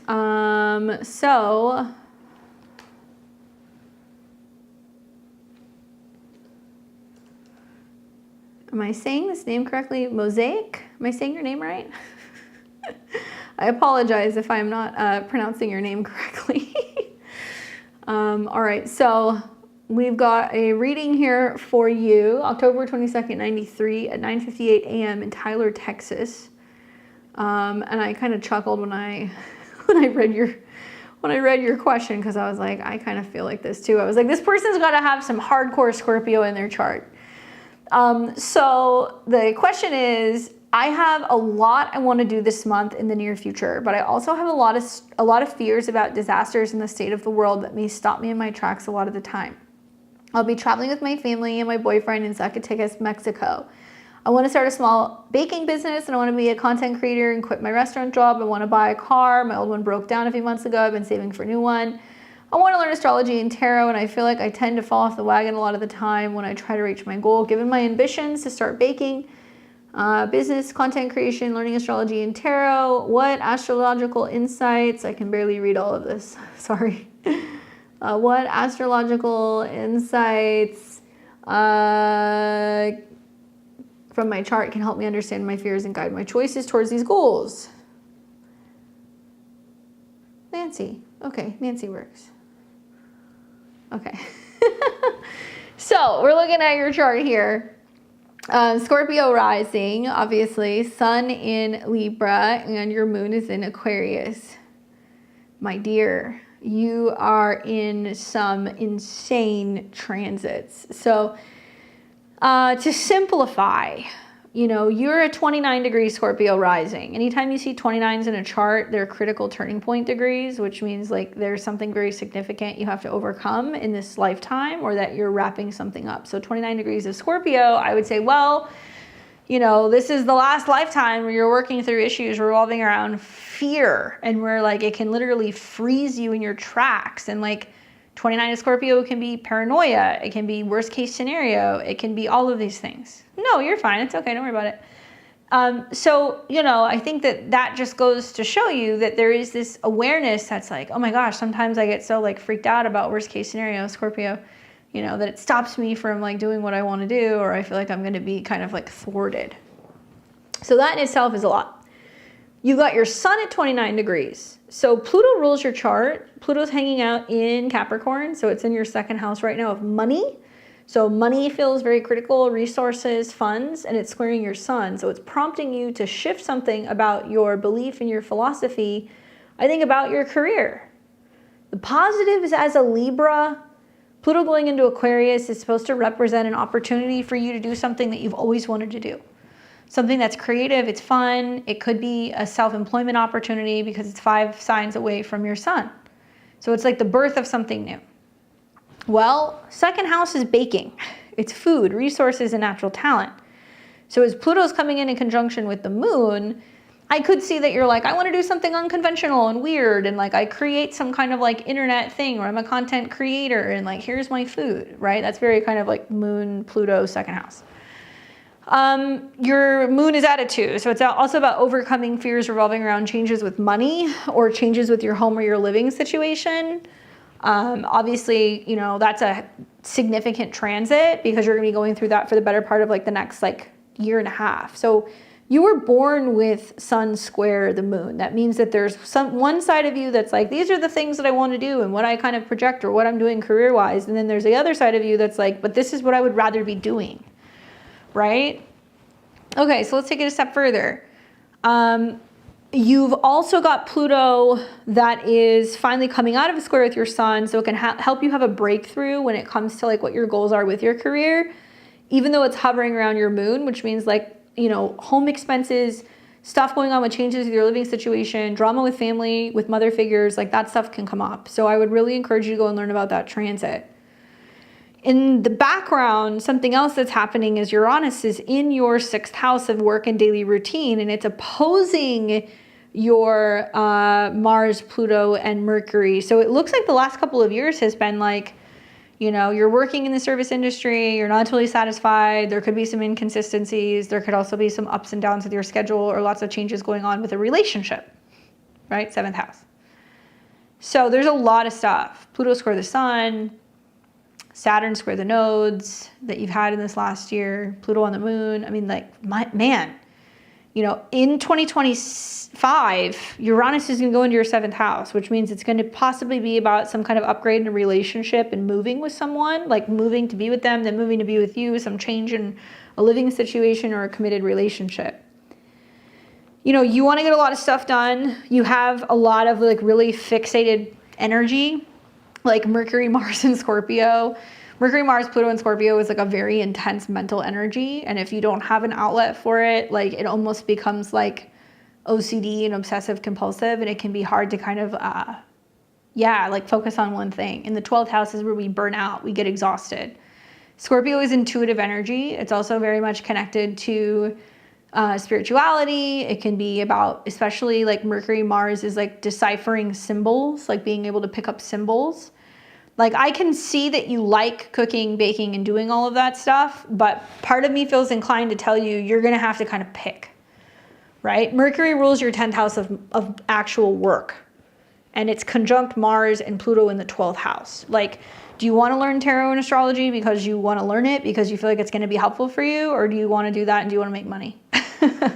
That's really the question, because you could make money doing that.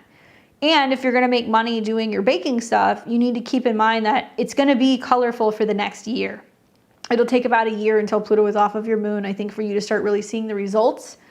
You'll have to make some changes around your home or your living situation to accommodate being able to create these things. And you're going to have to invest some time and some energy and some physical assets into kind of building out a space where you can start creating and sharing with people.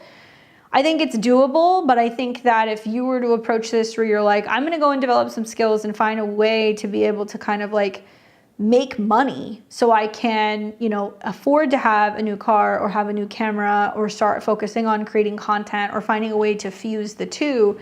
If you're going to do like the cooking and the baking stuff, all of your Mars, Pluto, Scorpio stuff means you're going to have very kind of like niche things you're going to create. Right? Or maybe there may be some focus or emphasis on things that are Scorpio based. So it could be stuff that's like spooky or kind of like more kind of darker delicacies, or it could be things that are fermented, or it could be things that are showing off your knife skills, your grilling skills. Mars, Pluto, and Scorpio makes me feel like it's going to be some really intense focus on your skills. And then the 12th house would be shooting it, filming it, you know, like all of that stuff. And like, I can see that you're good at a lot of things, but I would divide and conquer. Right now, you are what? You're 31. So yeah, so you just turned 31. So that basically tells me that you're in an 8th house year. And 33 is the big year where generally you see some big change with your career. That's when you have an annual perfection year 10. If you're in an 8th house year and Jupiter's in the 8th house, it says your focus really right now is like figuring out, how can I make more money? How can I pay off debt? How can I bring in more resources? How can I get support from other people? And next year, Jupiter will go into your 9th, which I think is going to be more about investing in some kind of training, courses, and classes, which, I mean, you don't have to wait for. You could actually start doing that sooner rather than later. And I do think you have the position of having somebody who could like start a company, and you could be successful doing your own thing. But even Sun Jupiter is like, you have to teach people things. Like, I don't think you're going to be like a content creator that just like tells people, you know, like, you know, what's happening in the world or whatever. Like, you're going to teach somebody. So you're going to teach something to someone. So think about what it is you want to teach. Figure out where you can find that like niche and start developing that. And probably what you'll find is there's going to be bigger turning points in regards to your career happening around the eclipses in Virgo, you know, for the better part of the next 2 years. But Saturn in your 4th says get serious about building your home and your family or your home workspace. You know, still having eclipses in your whole sign 6th house, and Saturn and Neptune are going there. Also focusing on building like a solid home base. Like, I would be trying to figure out how you can start building this stuff out at home. And, you know, I'm not going to tell you what you can or cannot do, because emotionally you really do like baking and cooking, but I feel like there's definitely some untapped potential with all these planets in your 12th house to really do some significant work in like interpreting divination, whether that's tarot or astrology. You know, the Aquarius moon is why you like astrology, because that's more kind of like Uranian. But Mars, Pluto, and Scorpio are generally very tied to like interpreting, you know, like symbols and signs. Like Mars is very symbols. It's primitive. So it's like reading cards or reading bones or scrying, you know, that those are things that you would actually be really good at. So that's kind of my answer for you. I hope that that's helpful in giving you some insight. I would definitely seriously consider, with some of the transits you're having with Saturn trine your planets in the 12th house, like getting serious about learning tarot. At the very least, I would say I would start with tarot. Pluto on your moon, you can definitely bring in like a very life-changing like teacher in the next year, but it will be critical, and you'll get really frustrated with anything you're trying to start if you're not automatically making money like up front. But like reading tarot, like I have Mars, Mercury, and Pluto and Scorpio too. I have the same placements. It's in a different house, but yeah, like if we're not like obsessed with something, we won't do it. Like we fall off of things that we're like not obsessed with. So you have to kind of try a couple things out and see what you're really like fixated on, and like what you're going to stick with. Hopefully that's helpful for you. All right. Who else do we have here? All right. So we've got Amber, the Citrus Farm, Jessica. You guys are all on deck. Thank you guys for your patience. I appreciate it.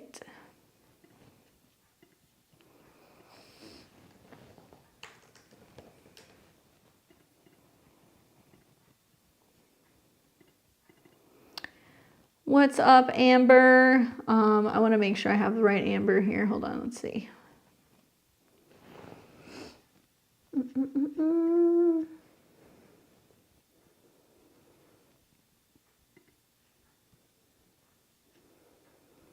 There we go. Let your light shine. What's going on? Hey, hey. All right, so we've got her here, 62682. And then we've got this other person that you're asking about. Let's see. And that is October 14th, 84. And that was at, let's see. Oh no, this is a different one. Hold on a second. This is the 916 person. I think we've got a couple of them. Let's see. Amber.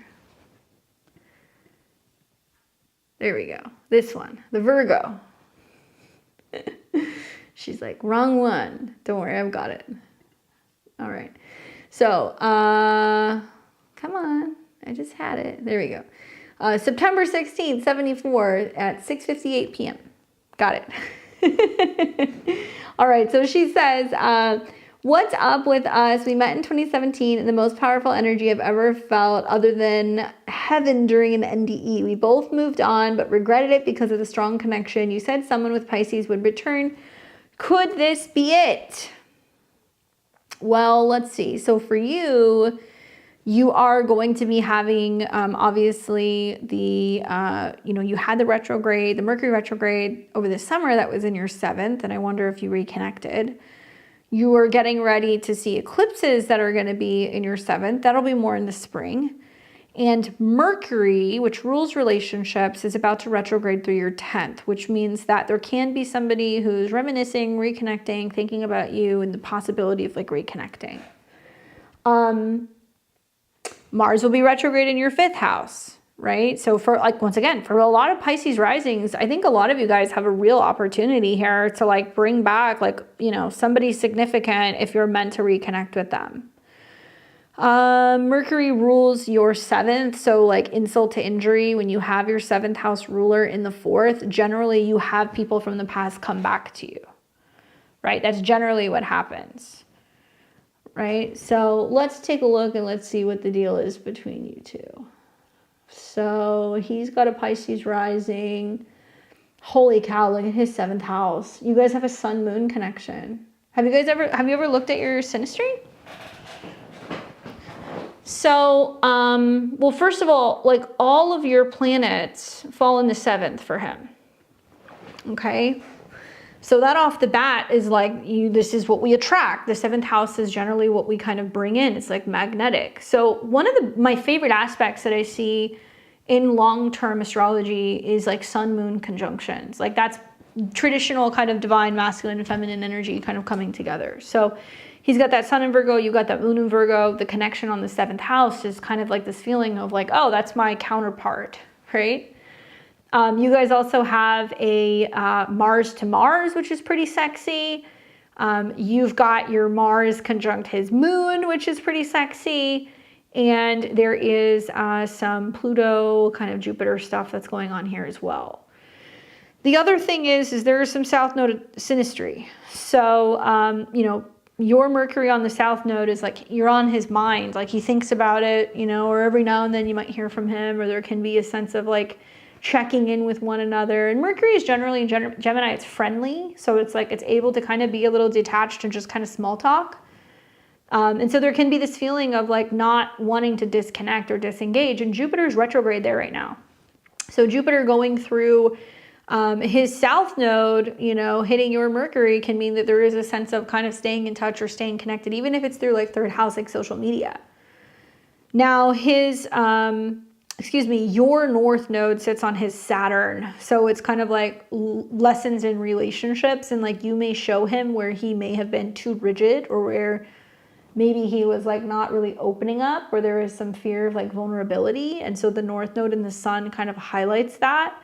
North Node Saturn means you come together in order to kind of learn something, like to work something out. So what's interesting is when I see two people who have planets on the South Node, I'm like, oh, you guys have done this dance before. You're familiar, you're friendly, you've probably had conversations, friendships, connections in a previous life. Although it seems like very much like school friends or siblings, or, it was more social. It wasn't really romantic. And then on the North Node, it's like, well, you've had a previous life, you have some work that you're doing together in this lifetime to kind of perpetuate and prepare you for the next one. So you guys are probably going to continue to keep meeting each other. That's kind of the interpretation that I have, until somebody finally like cracks and like works through, the blockages, and like you guys learn your lesson.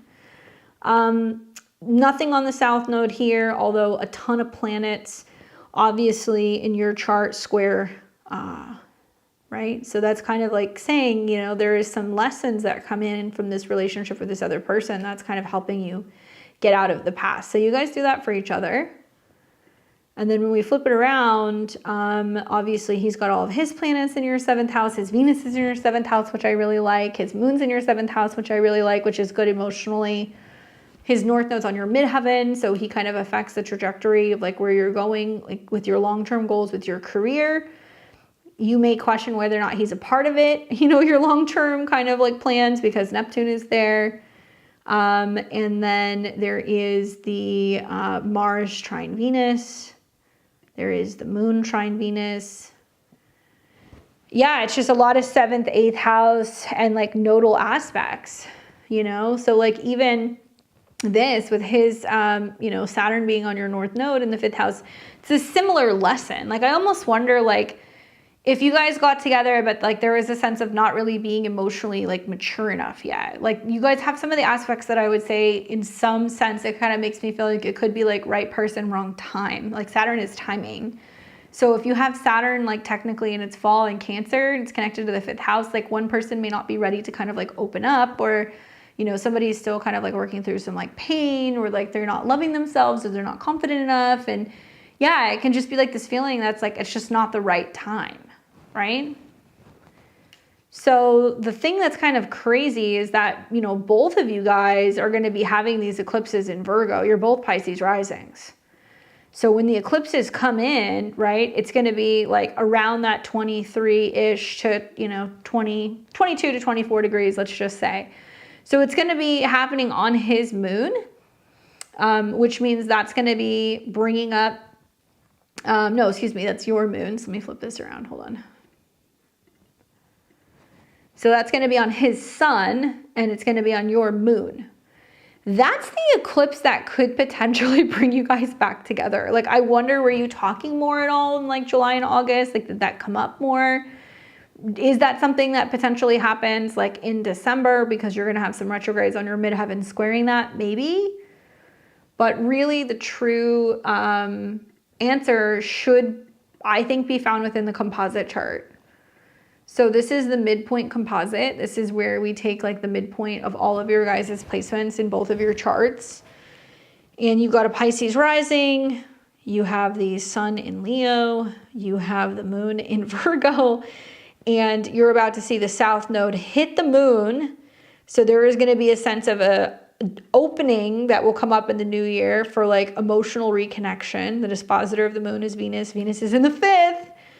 Okay, so look at this. So you're going to have Mars retrograde back to your Venus. This is going to be in February. You're going to have the south node on your moon, which means it's an opportunity to reconnect and emotionally open up. And then you're going to have your reverse nodal return, which means there is like a sense of reassessing the past and thinking about the future. And like, I kind of see this as a turning point. Like, honestly, your guys' chart reads to me like you're coming into a turning point where you guys have a potential path forward where if there is an opportunity or a need, or if you're supposed to be reconnecting, that window of opportunity is opening, but you have free will. Like, this might be the last call before you guys meet other people. That's kind of the feeling that I get looking at this. So let's say like February of 2025, when you have the reverse nodal return, when Mars is on your Venus, when you're going to see also Saturn hitting the south node, where we might finally kind of like let go of our own fears and inhibitions and come together maybe. And then another time period obviously is going to be like when you're in March and like Venus and Mercury are retrograding over the south node, right? That could be a time where there is some kind of healing. And then finally, Saturn's going to go back and forth, as will Neptune on your guys' like south node all next year, trying to dissolve any fears or issues. And then Jupiter is on your Venus. Like, honestly, this is like final call. Like, you guys are both most likely going to meet other people, or there is a need to really reevaluate and revisit the past. And if there is a need for closure, or if there is a feeling where you guys are always going to look back and go, what if, you know, or coulda, woulda, shoulda, like this is the year that you're like, okay, let's see if there's an opportunity here. Like, let's see if there's an opportunity to kind of like jumpstart. It might be better timing. Otherwise, if you don't, then I can see in the chart, then you guys will both go on to potentially see if there's going to be like other people. So it seems to me like you guys have something that's catching on your north nodes that's like, no, you need to consider me like before you move on to like another person. Like, you know, is it going to be this lifetime? Like, are we going to get it right? That's kind of the feeling that I'm getting. So, I mean, obviously, you know, look at, I mean, both of your charts. Both of you guys have that stellium in Libra. So there's a lot of like influence with other people, but like, my God, look at his 7th house, right? Sun, Mars, Moon, Pluto, Mercury. I mean, like, he's had his fair share of like relationships with people that look like they have just been a lot, like a lot, like Mars, Moon, Pluto. Ugh. So the South Node's hitting that now. So it almost looks like I don't know if he's been in a relationship or what's been going on, or if he's been like clearing something out for the last year or so. But with the South Node eclipses in his whole sign 8th, now in his Placidus 7th, set like really kind of clearing out any relationship imbalances. And then he's also been in the midst of his Chiron return, where he recognizes and realizes that he hurts himself because he gets involved with like the wrong relationships, right? Yes, he's not happy in his relationship. Girl, don't hang around then. I mean, and that's the thing about like the South Node, North Node is like he has to be willing to like make the change. And I think for both of you guys, like with these transits, the window of opportunity is opening in the new year. So I'm not saying encourage him or don't encourage him. I would just say he has to be able to willingly like make that decision and make that change on his own. He responds like to very like kind of assertive, sometimes kind of nasty, negative energy because he's got Mercury conjunct Pluto and the moon. I mean, he's used to being with people who are just like very kind of assertive. But Saturn coming into his 1st house, opposing the sun, is being like, no, I know this isn't a match. See if he does that. He should be realizing that that's what is, you know, needs to happen right now. And like that window that'll open up for you guys like February on next year makes it possible for you guys to actually like come together. Yeah. Had him order sage today. Yeah. I mean, that's the problem is like men who've got some of these placements, like they definitely get involved with some really colorful people. But even if you guys don't end up together, because I believe in free will, and I can see that, you know, you will still meet people. You will still continue to meet people. He has to learn with Venus in the 6th house. He can't continue to kind of be treated like a doormat, because he can kind of be like treated like a doormat by people that he's in a relationship with, right? And Venus does square the nodes. So he's paying his dues. Anyway, I hope that that's helpful. There's definitely something very significant there. At the very least, you guys are helping each other process things and make it possible to be open to a relationship. But it's last call at the bar for you too. Really interesting composite astrology you have there. All right, so we've got the Citrus Farm, then Jessica, and then Maritza. All right, so let's open this up.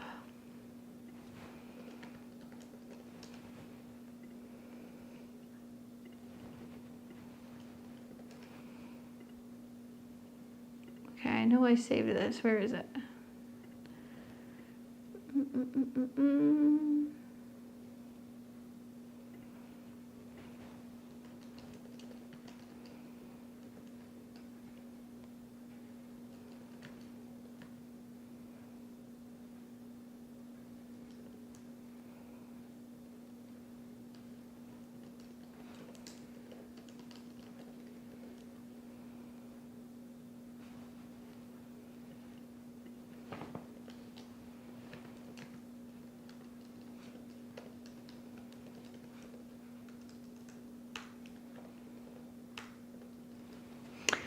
All right, we've got the Citrus Farm here, and that is December 30th, 1994, and that was at 7:49 a.m., and that was in Calgary.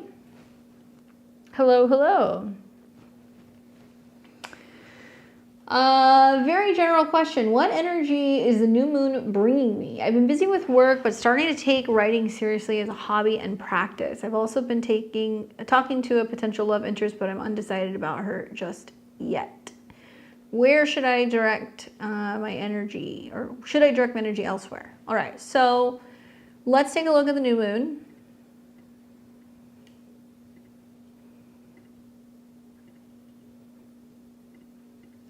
All right, so you had this new moon in Scorpio, your Sag rising, sun in Capricorn, moon in Sag. but the new moon was pretty close to your north node. Okay, so you'll hear as a Sagittarius rising, oh, new moon in Scorpio, like it's kind of passive, quiet, you're retreating, you're reflecting on things, maybe, but it was very close to your north node technically in the 10th house. So it's more about like your long-term goals, what you're hoping to achieve out in the world, like professionally, so on and so forth. So it's very ripe with the opportunity to set new professional goals for yourself, to think about how you're putting yourself out in the world, what you're hoping to achieve, what you're working on, what you're building. Now, this new moon was in a trine to your natal Saturn, which is nice. It's in the second house of like, you know, not goals, but like resources, self-esteem, you know, financial stuff, how you're spending money, how you're making money. So it is helping you focus on finding a path that feels like it's in alignment and also financially and emotionally fulfilling. Like it's supposed to feel good. The new moon also featured the Mars transit, okay, which is in Cancer in your 7th house of relationships, where it's kind of heating up relationships in opposition to Pluto. And, you know, you will see Mars retrograde back into your 7th house. Actually, most all of the retrograde will be in your 7th house.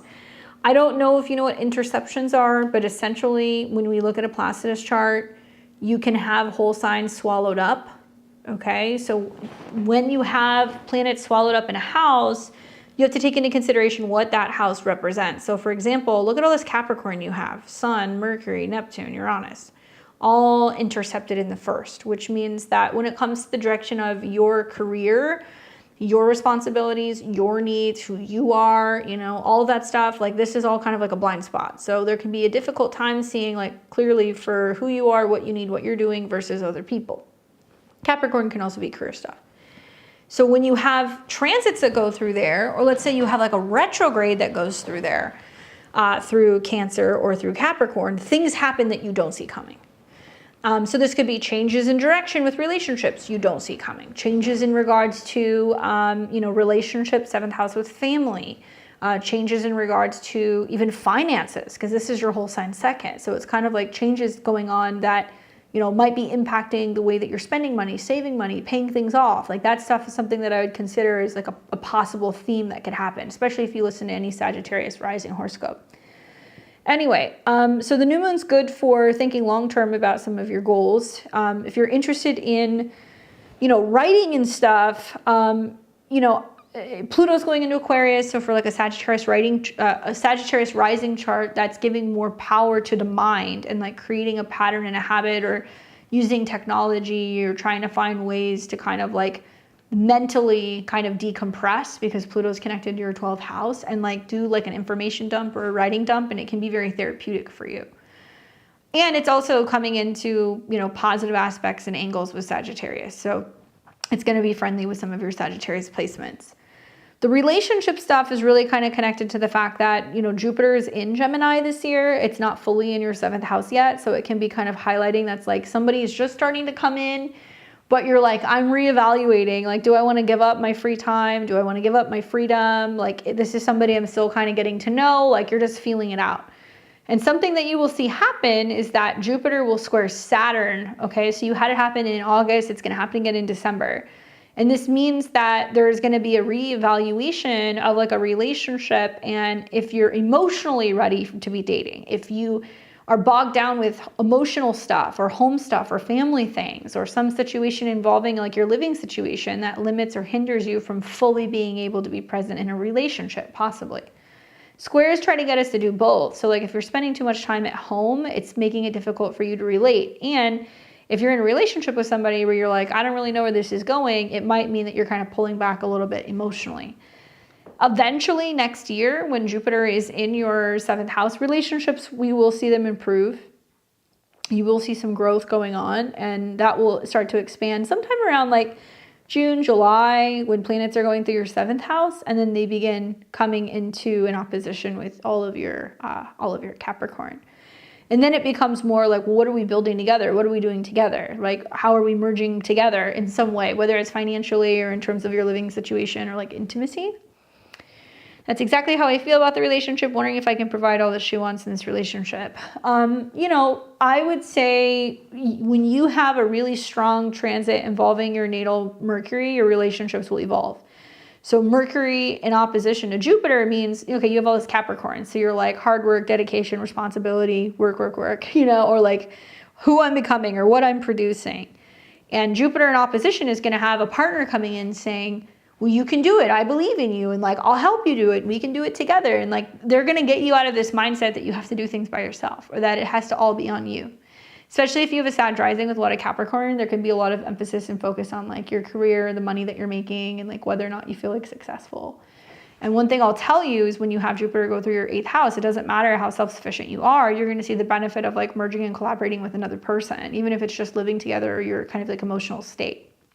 So, you know, Jupiter in opposition to Mercury means they're going to be a little bit more kind of optimistic and open-minded about what that future looks like. And you can be a little bit more harsh or a little bit more critical.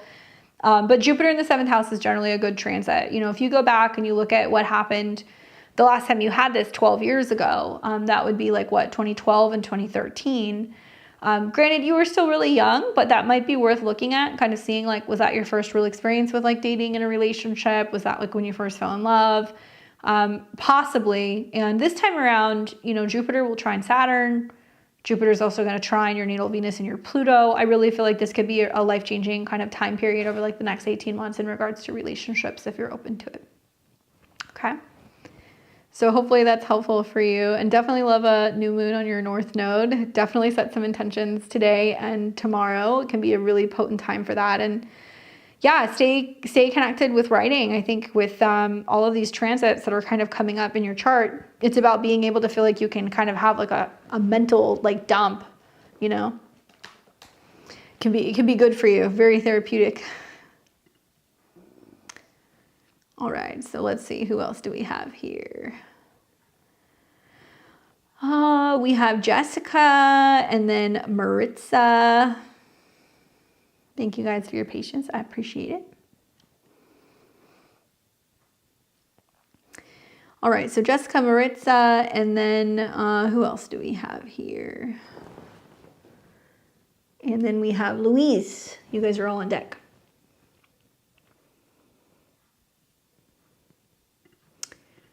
All right, let's pull up Jessica's chart.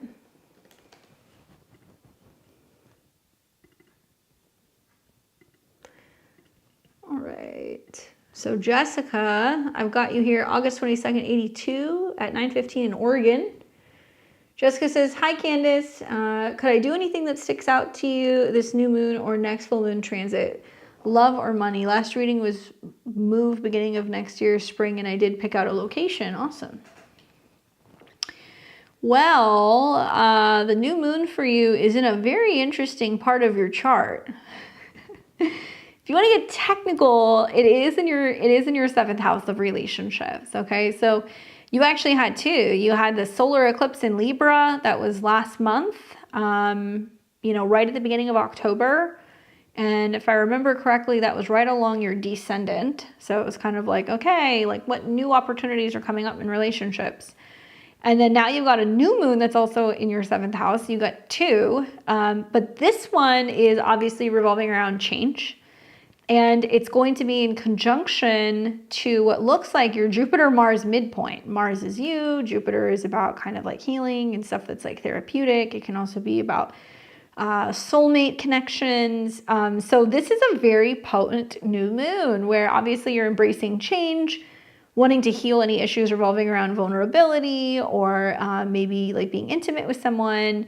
But the 8th house is also about joint resources, taxes, themes revolving around change, like healing. And this is ruled by Mars and Pluto.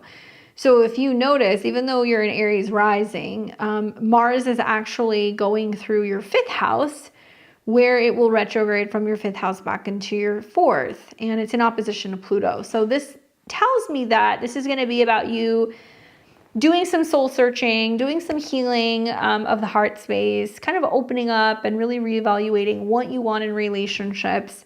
Mars is in a square to all your Libra, so it's putting the pressure on, you know, like committed relationships and partnerships, and it's also in opposition to Pluto.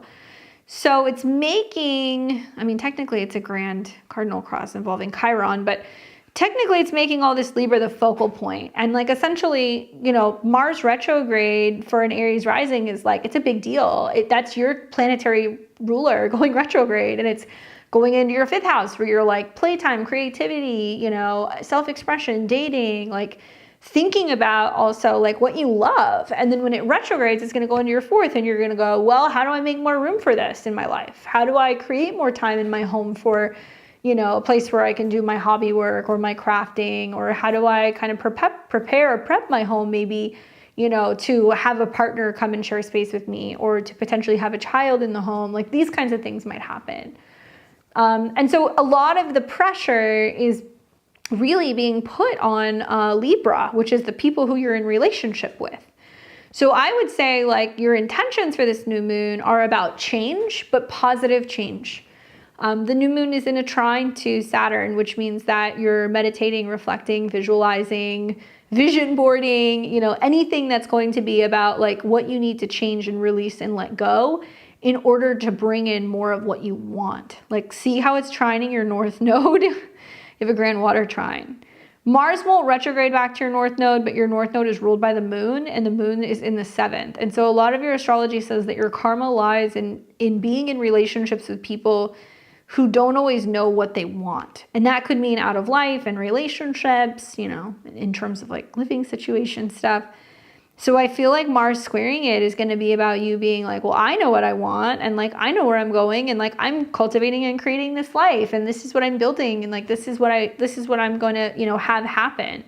So in a way, it's kind of like it is raising the bar for relationships and people who you get involved with, and you're going to be so preoccupied with like creating this life that it's like you're sending out this signal that's like it needs to be this or better.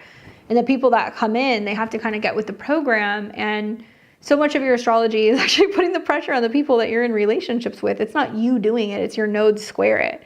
So you'll bring people in that have like a bunch of like past relationship issues or hangups or concerns or issues, but you've been working on kind of clearing that out in recent years. And now it looks like the final turning point is going to be some of these squares to your 7th throughout this retrograde. Even for like a Leo, like you've got Leo sun, you've got Venus in Leo. I mean, this Mars retrograde could mean you're reinvesting in yourself and focusing on yourself more. And I think I would say that to you too. You know, as an Aries rising, it's like, okay, well, you know, what do I love? I'm going to do more of that. And as a Leo sun, it's like, well, what's best for me? You know, what am I most passionate about? And if it's not a heck yes, then it's like a heck no, especially when it comes to dating and other people. And learning not to let other people have so much influence or like maybe control, I think is like another lesson. Granted, Uranus is still square your sun, so there can definitely be lots of ups and downs in regards to relationship with you know, men or people of the opposite sex. But I think that once again, for Aries and Pisces, you guys are going to have some of the better Mars retrogrades because it's going to go through your 5th house. So there's going to be a lot of real significant reevaluations in regards to romance and matters of the heart. And I would say be ready for it. Be super open. And the whole name of the game is about embracing change right now. So I hope that that's helpful for you, Jessica.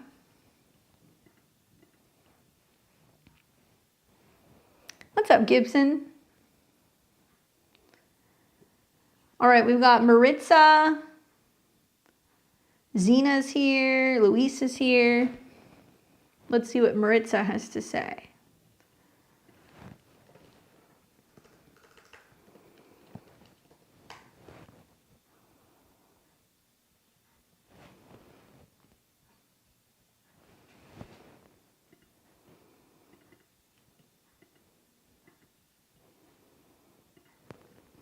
I've got Maritza here, August 25th, 84.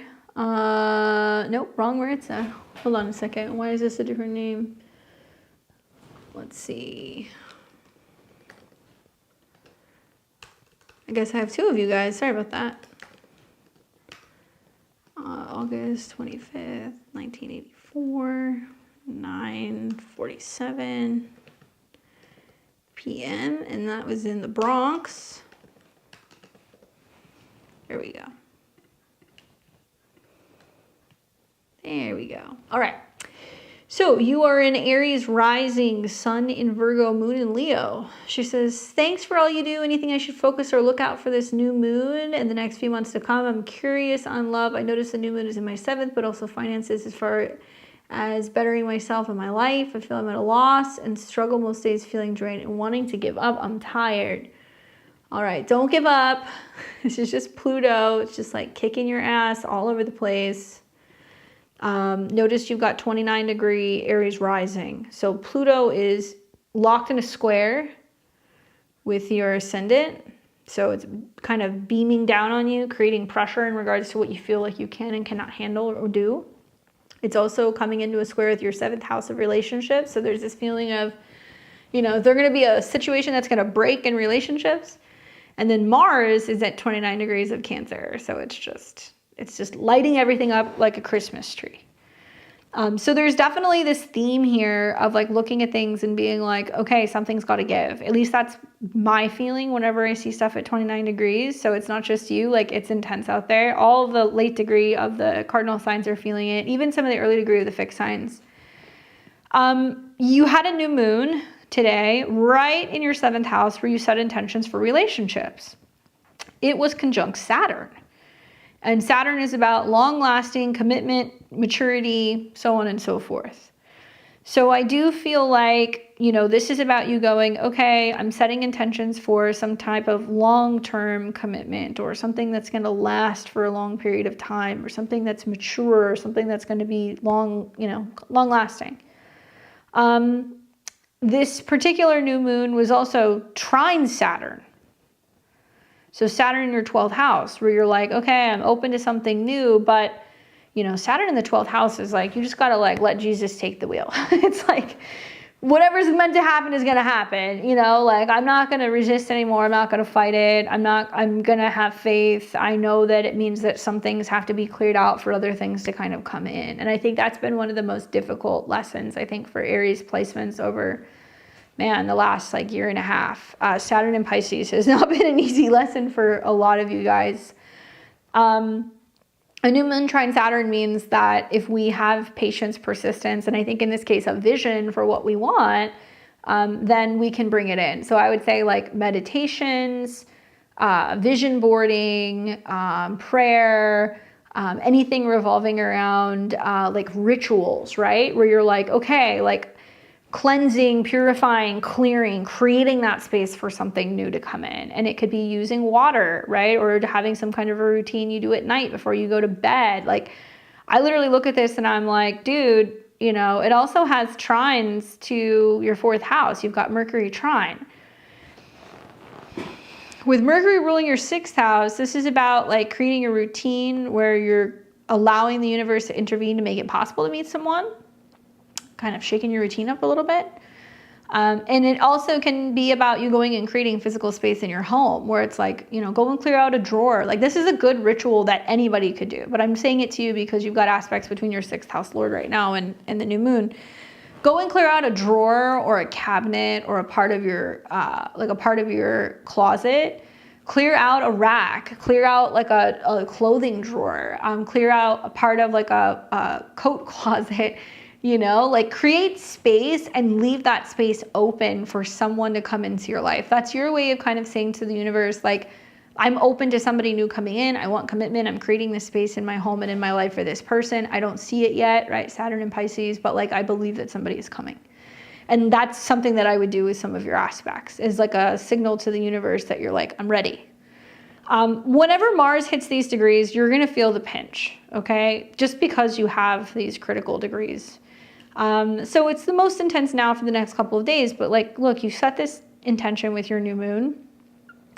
Next year, Saturn is going to finally come out of an opposition with your Venus. That'll be in like March going into April. And then there's going to be something that's going to break in a relationship. Like some huge turning point April, I think, is going to happen. With Venus retrograde in opposition to Venus with Saturn, it's going to be like either there's going to be some definitive turning point and you're going to be like, okay, we're actually committing to this more seriously and this is what we're doing, or there can be a sense of like releasing and letting something go. I have a long distance relationship. He's a Virgo rising, and we've been trying to plan for him to move to my state. We've been dating almost 2 years long distance. Well, if he's a Virgo rising, the Mercury retrograde in his 4th is about trying to figure that out, how he could move and switch jobs and be with his partner. And then the Mercury retrograde literally in March, April of next year in his 7th is about trying to make it work and committing more seriously with a relationship, right? So that seems to be like the turning point, and it lines up with your chart. In the spring of next year, that's when the turning point is going to happen. So if you're in the committed relationship now, this is about being like, what do we need to change? What intentions are we making to change together to make it possible for this to happen? And this is all emotional. All the trines are in water signs. So it's all relating to how you're feeling, you know, what you're believing, what your intuition is telling you, like what signs you're kind of picking up or vibes you're picking up from the universe, right? That's why like today and tomorrow are such excellent days for readings, because Mercury and Pluto are sextile.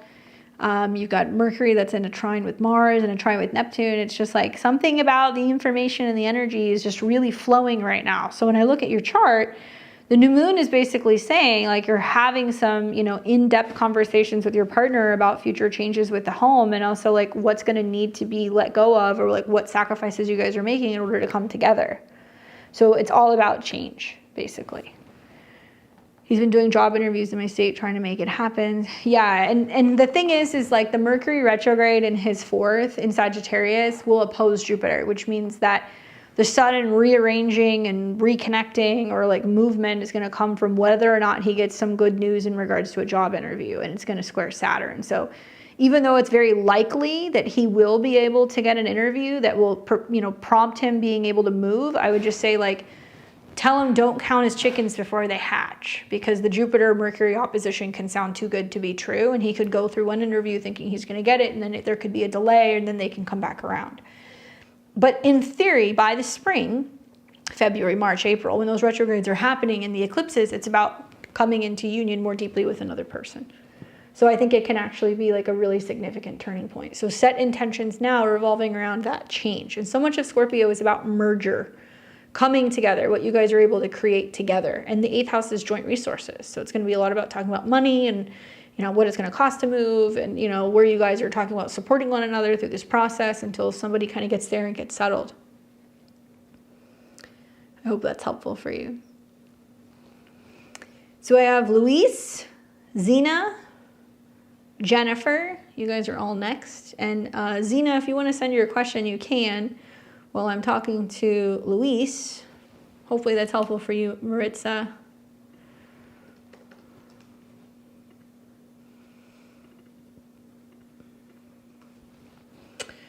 All right, Luis, you are November 1964, and you were born at 1:45 p.m. in Denmark. And she says, what is life changing for me? Or in other words, what karmic can you see in store for me? Thank you for your work. Always brilliant, kind regards. Thank you. I like that you're asking that question in regards to what's life changing or karmic when you have Saturn on your ascendant right now. Such a good question. It's interesting to me because you're kind of at like a really prominent turning point. So, you know, anybody who's like a mutable rising, okay, like Gemini, Virgo, Sag, Pisces, even if you don't have planets in these angles, the transits of Saturn in Pisces, Jupiter in Gemini, Mercury retrograde, you know, in Sagittarius is going to definitely bring up a lot of like questioning and like things potentially changing. So in theory, you know, Saturn is more the planet that deals with karma.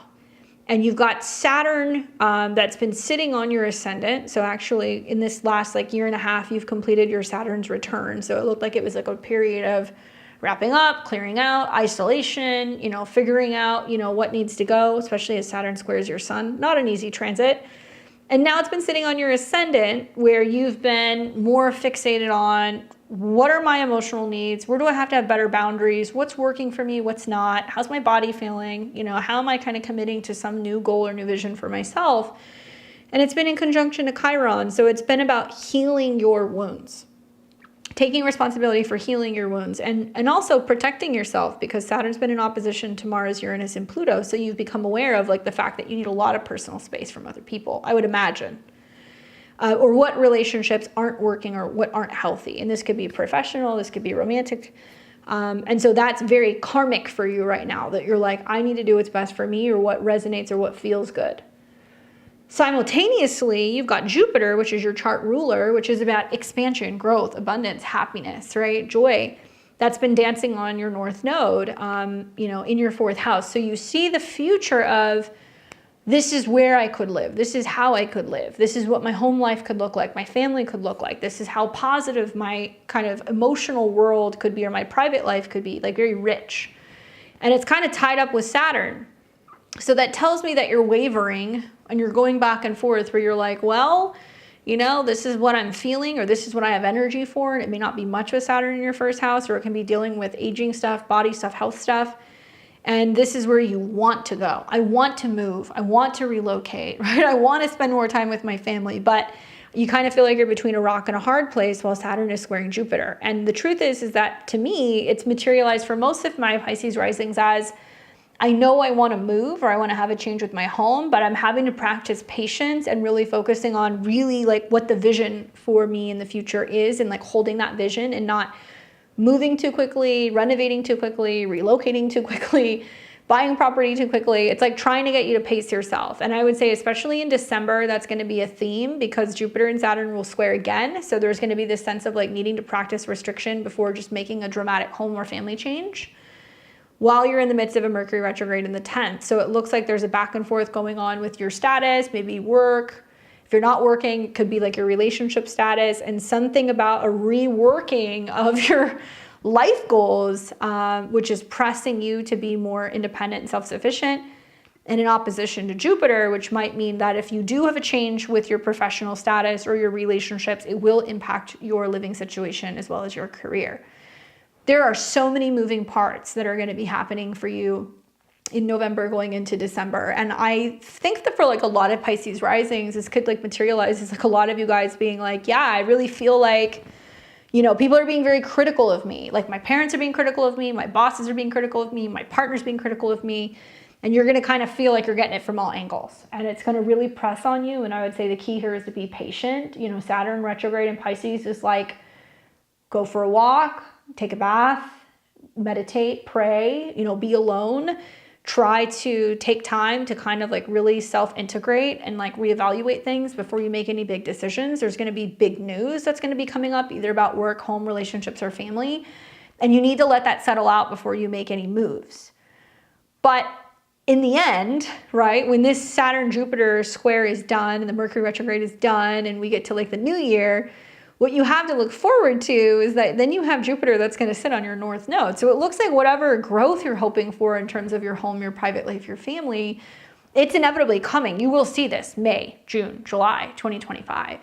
But it's going to become all that much more sweet and abundant and like successful because you practice some kind of like resistance or even like caution in regards to making a change too quickly, ultimately at the end of 2025. So let the dust settle a little bit in end of November into December, see what happens before you make a move.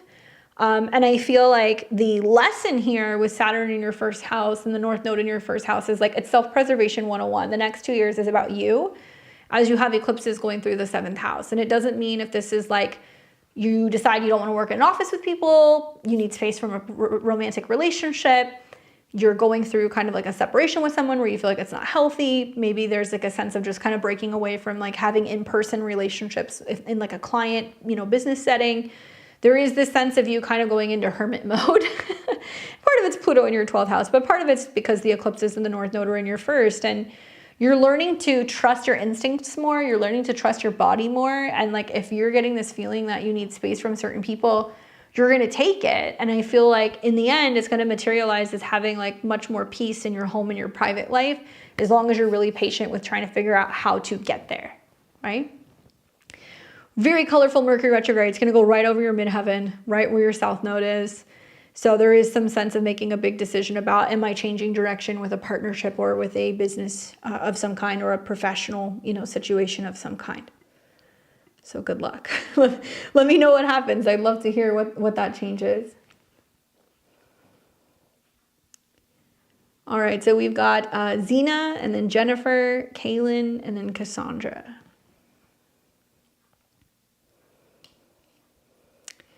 All right, so we've got Zena. Let me open your chart here. What's up, Zena? Where are you now? Are you still in Mexico? Where are you? Or are you back in Canada? All right. Are there any significant transits in my chart regarding standards and communication style with women in particular? Just today dealt with 2 women around this situation. Let's take a look. Yeah, I could say that. I could definitely see a little bit of that. So probably, well, there's a couple of things going on. One is relationships with other people is always Virgo or Mercury, right? So you do have Mercury that is in Scorpio. So it's in a feminine sign and it is trining Neptune. So it's kind of like you feeling into things being like, intuitively, I feel like this is kind of off, or maybe this isn't impeding on my space, or, you know, I'm picking up too much, or like there can be a sense of like their stuff bleeding into like your vibes, your aura. And then we've also got Mercury that's trining Mars, which means there can be some very intense critical kind of communication. And with Saturn and Neptune in your first house, there's this like very kind of zen, peaceful, like I stay in my lane, you know, I'm vibing out, I'm very sensitive, I try not to kind of get too close to people's stuff. And honestly, new moon in Scorpio, I mean, you got a lot of people that are very restless. There's a lot of people who are very restless because they're like, oh, they feel that there's a change coming, but they're reluctant to making that change. Now, Mercury in your chart is in Sag. Okay, so it's in your natal 10th house. And what's going on here is you're now starting to see, you know, Jupiter opposing Mercury. So that there's like a different approach that you're taking to communicating with other people. Neptune squaring Mercury, where, you know, you're understanding, soft and compassionate, but you may be less likely or less inclined to like want to be optimistic and teaching and preachy and sharing with people who you feel like the vibes are off. Mercury will, it's not in Sagittarius yet, but Mercury will go through Sag and it will retrograde. So you're going to see from like the 6th of November, really through the end of the month, that it's going through the shadow before it retrogrades. So it's going to hit your sun, it's going to hit your midheaven. So this is about how you communicate and inspire and connect with other people. It'll sit on your south node, squaring Saturn and Neptune, opposing Jupiter, squaring all of your stuff. If this is the experience you're already having, I feel like Mercury retrograde going into your 10th house on your south node means that you're learning that you don't have to be everybody's teacher. Just because you can doesn't mean you should. And that's going to be difficult for you because Jupiter's on the north node. So you're in a position where you're like capable of sharing and teaching and bringing positivity and wisdom to people. But like there's going to be some situations with this Mercury retrograde, just in general, where it's like you're going to see people who are going to be arguing things that they swear they know they're talking about or that they're right about. And like the best advice I can give people is to be like, you're absolutely right. Have a good day, because it's going to be so insane. Like Mercury in shadow in Sag, it definitely has this I know it all vibe. Then when it opposes Jupiter, it's going to make that bigger. And then it's going to square, obviously, Saturn and Neptune. So for you, it's going to be this feeling of being like, I don't have to be the person who's like course correcting somebody or teaching them something or saying I told you so or trying to provide solutions. I think it's going to be you taking a step back, being like, no, I don't. You know, like if somebody asks for help or if somebody wants assistance or somebody wants feedback, I'll give it to them. But simultaneously, it's about also knowing when to be like, other people are kind of being crazy and like, you know, you might need to feel like you're staying in your lane a little bit, you know? And it's not so much you, I think it's others. You're no stranger to other people being kind of intense with their energy either. Mars, Uranus, and Pluto. And now Saturn is getting ready to wake up in the first house, which means you're going to recognize that there's some people that you're like, I need to just keep a safe distance from. Like, it's not worth even engaging with those people or like trying to do the back and forth. Saturn in the first house is very quick to be like, here's the boundary, don't pass it. And if you cross the boundary, then you're going to like cut communication, or you're going to, you know, you're not going to try to go back and forth with people. Try to teach them, try to educate them, try to explain to them, right? You're just going to be very like, nope, there it is. Like, we're done. You'll see, especially because your 6th and your 12th house it deals with like enemies. So like the 6th house is enemies that you will become more aware of. And this could be people that you're dealing with that have cultural differences, religious differences, Mars. And then the 12th house is people who are hidden enemies. And so Mars and Pluto are going to oppose each other, which means you're more getting hit by, you know, essentially like people who are kind of just like agitated and they're carrying that energy around with them. And they're kind of like looking to pick a fight with people.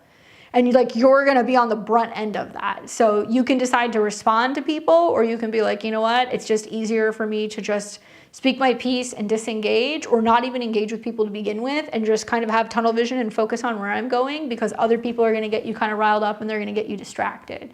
So when I say stay in your lane, I don't mean, I'm not saying you're doing anything wrong. I'm saying you're going to be really reassessing whether or not some people are worth responding to, because it could just be like such an explosive situation with some of the aspects that you're going to have.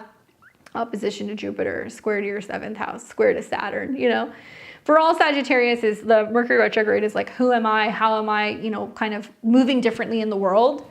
But for you in your 10th house, it's like, is this my responsibility? Like, do I have to be the person to be the bigger person? Like, do I have to be the person to take, you know, charge of the situation or fix something or show up and, you know, like lead other people? And I feel like Jupiter in the 4th is like, no, it's not everything is like my thing to fix or my thing to kind of help people with. Or Jupiter, you know, really tries to bring in optimism and positivity, especially Mercury and Sag. So I could see you being somebody who's a little bit more positive and optimistic, and then other people are like not so receptive of that, and it could be really difficult in how you're communicating with them.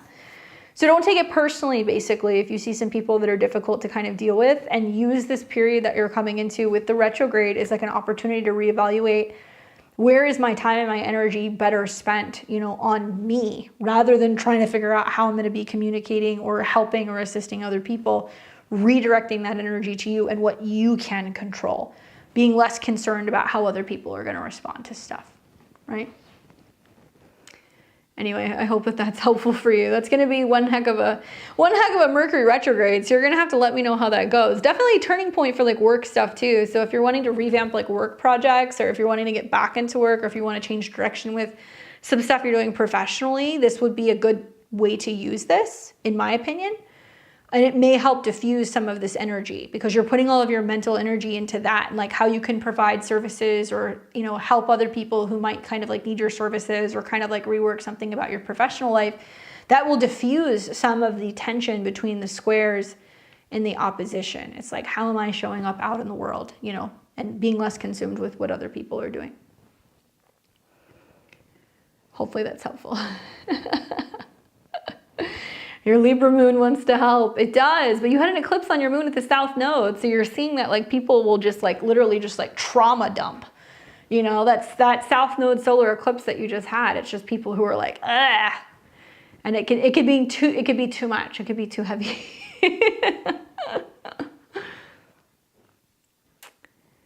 All right, so we've got Jennifer.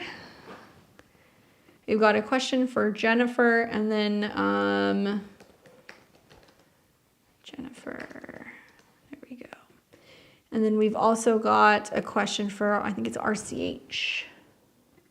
What's up, Jennifer? Thank you for your question and your generosity. I appreciate you. We've got you here, March 1362. And she says, new moon aspect. So let's pull up the new moon. Okay, I guess it's pretty much already up here. There we go. So she says, new moon aspects on my natal Neptune and Scorpio at 13 degrees in my 2nd house. What's the interpretation? Sorry, it does this every single time. So I apologize. So I'm just going to say this. When I look at your chart, when you have a new moon in the 2nd house, the placement of the new moon is going to take precedent for the intentions that you're setting. So essentially, right here, 2nd house, setting intentions for money, resources, bringing in more, generating more income, better self-esteem, being able to make plans in terms of what you possess. So this is when you do like abundance manifestation, intention work revolving around growth of assets, bettering the self-esteem, coming up with a plan for buying, paying off, investing in things, and this will play out over about 6 months' time. When this new moon comes through, it's going to have the ruler, which is Mars, in the 10th house. And it's at 29 degrees, okay? So your chart kind of reads like a Libra rising, where it's going to be more about what action and direction are you taking at work? And are there some things that are getting ready to be reworked, reorganized? Are they slowing down, getting revamped in some capacity in order to be reborn, right? There's something that's going to be reborn. It's critical. And it seems like this major turning point that's happening in terms of like your professional life or a collaboration you have with a group of professionals is going to impact something about your emotions as well as your daily routine and your work. So quite literally, this is like something's got to give. Something's got to give at work and something has got to give either emotionally or at home. And the question is, what's going to give? Which one is it going to be? Well, personally, I mean, I feel like at least the new moon features Mercury in Scorpio, which is your chart ruler in the 3rd. So very powerful opportunities for communication, connection, themes revolving around contracts, negotiations, research. It's in harmony with Mars.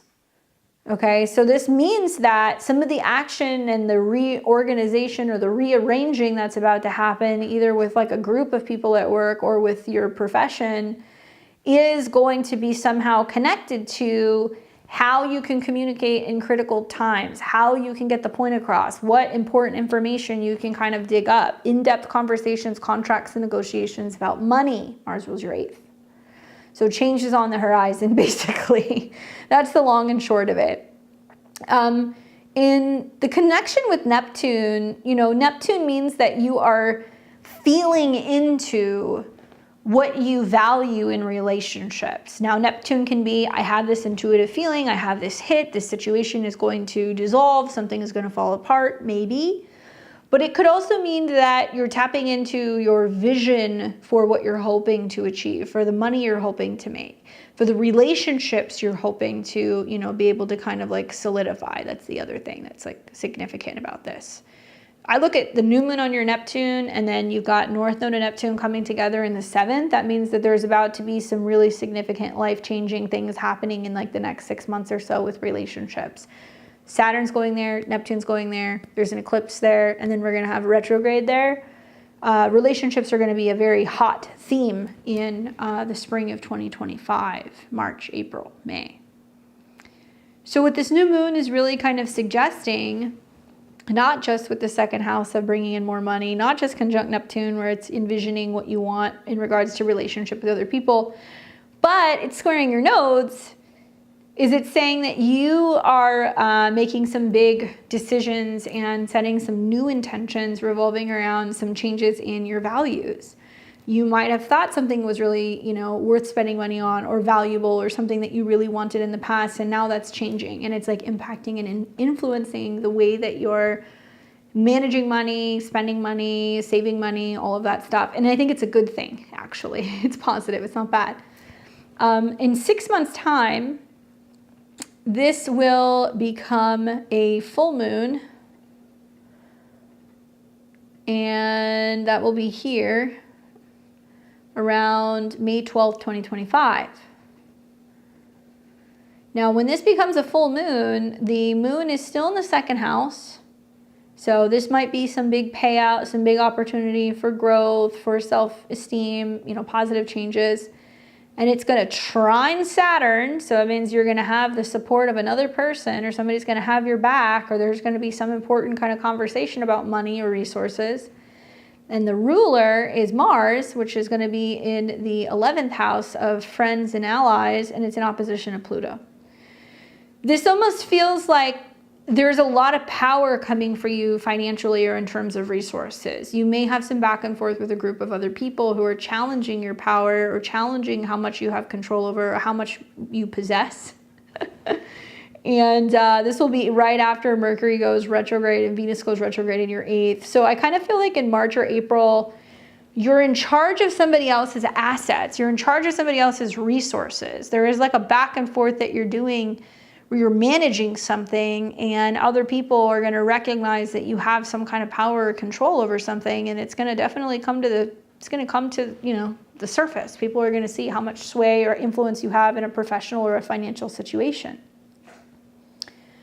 At the same time, something else that I also think about is that when you, Mercury, and then Venus, your money, goes retrograde in the 7th, this is where something that's owed to you comes your way. Like, you're going to receive something, okay? And it could be a partnership, it could be an advance, it could be a bonus, it could be an inheritance, it could be a lump sum. I don't know what it's going to be, but you're going to receive something, and then there's going to be a back and forth that you're having with other people about it. So, I think of Scorpio as like kind of like gearing up for battle. It's like an Aries kind of energy. It's like very Mars-like. So the second house is like, okay, I'm going to take some action, or I'm going to be protecting something in regards to my resources. And that's what you're kind of at right now. And maybe that's just you're intuitively planning that, or you're feeling your way into that. There is also the sense of recognizing how much power you have, right? Scorpio in the second house is very powerful. It means that all of your money comes from investments, transformation, and possibly having to be a little scrappy, like working hard, like helping make money for other people, which in turn is somehow brought to you, right?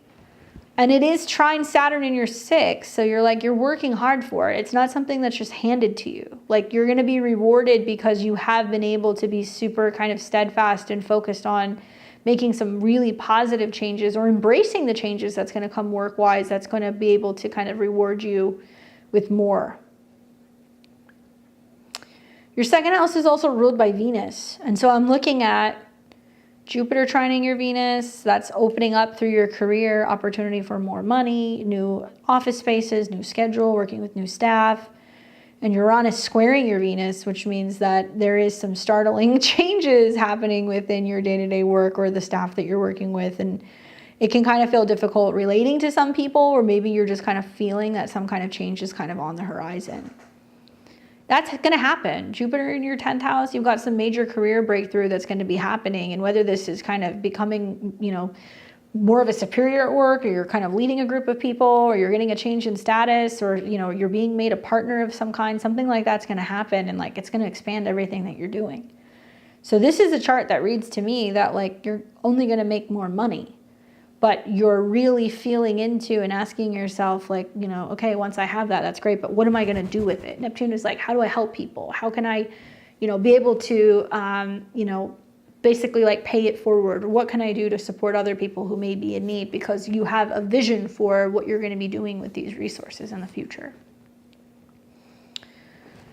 All right, so let's look at, this is for RCH.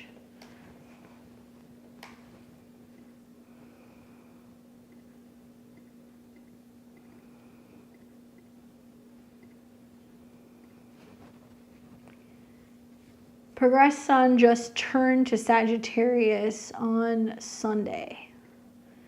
0 degrees of Sagittarius. So just to kind of familiarize with this chart. So they're a Sag rising, Sun in Virgo, and then the moon is in Capricorn. So we're going to look at the secondary progressions.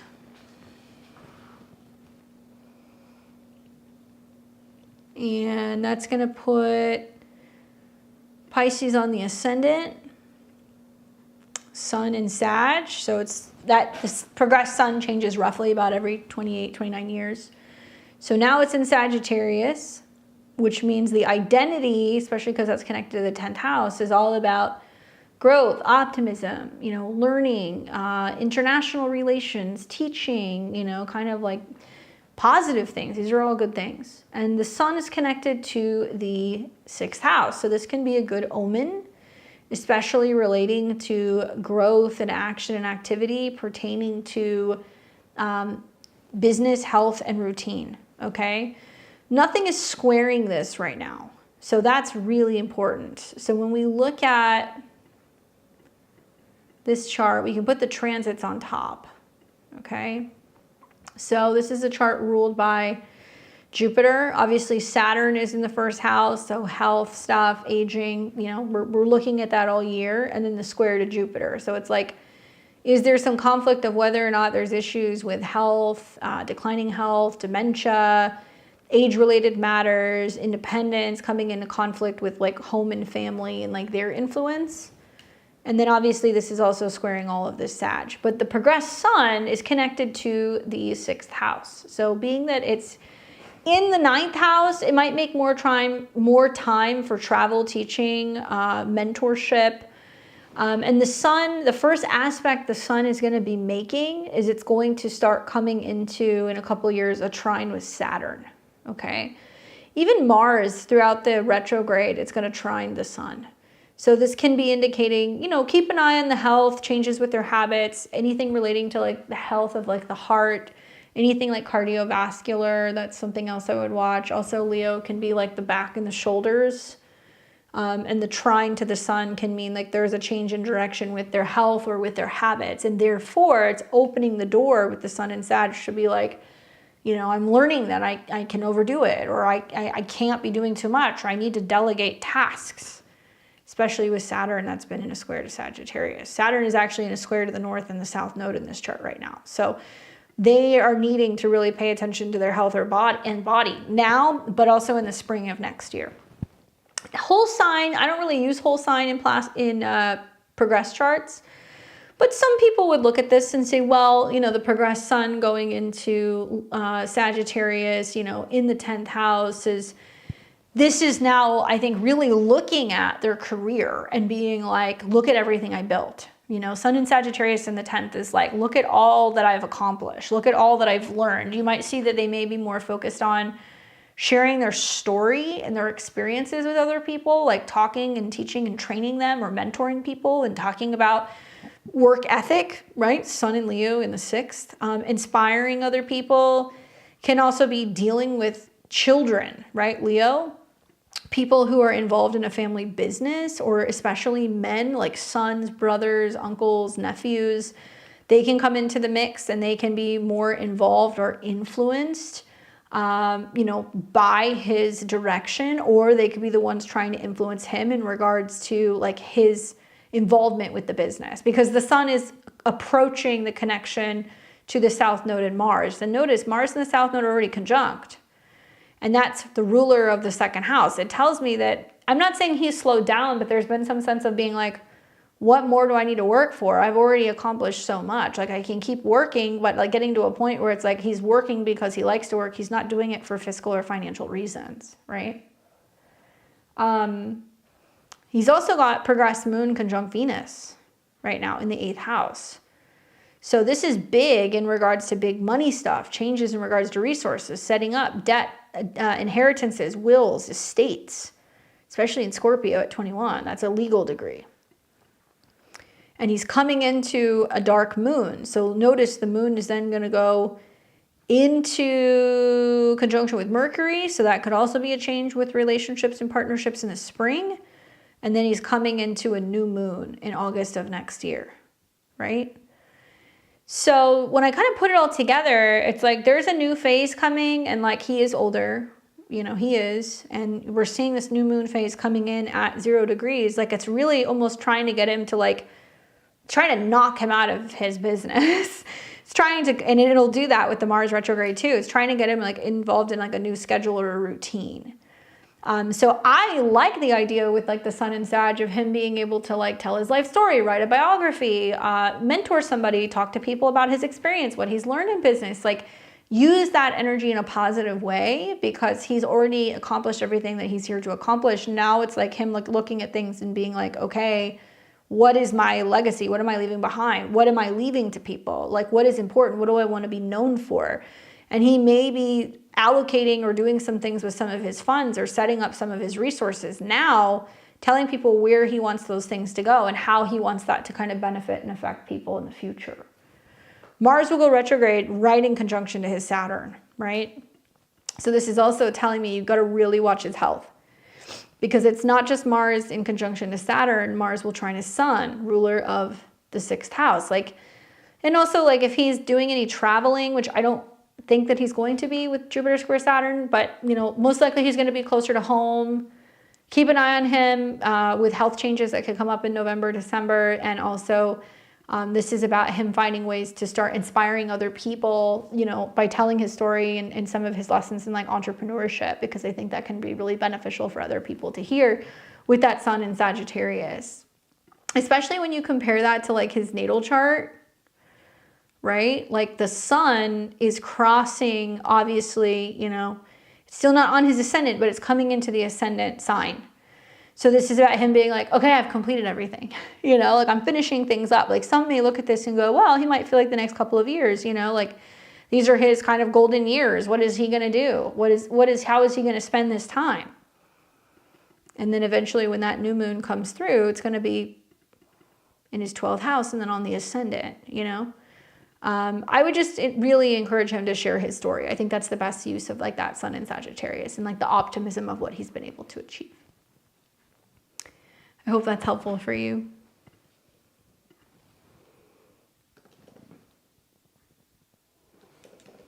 So I've got Kaylin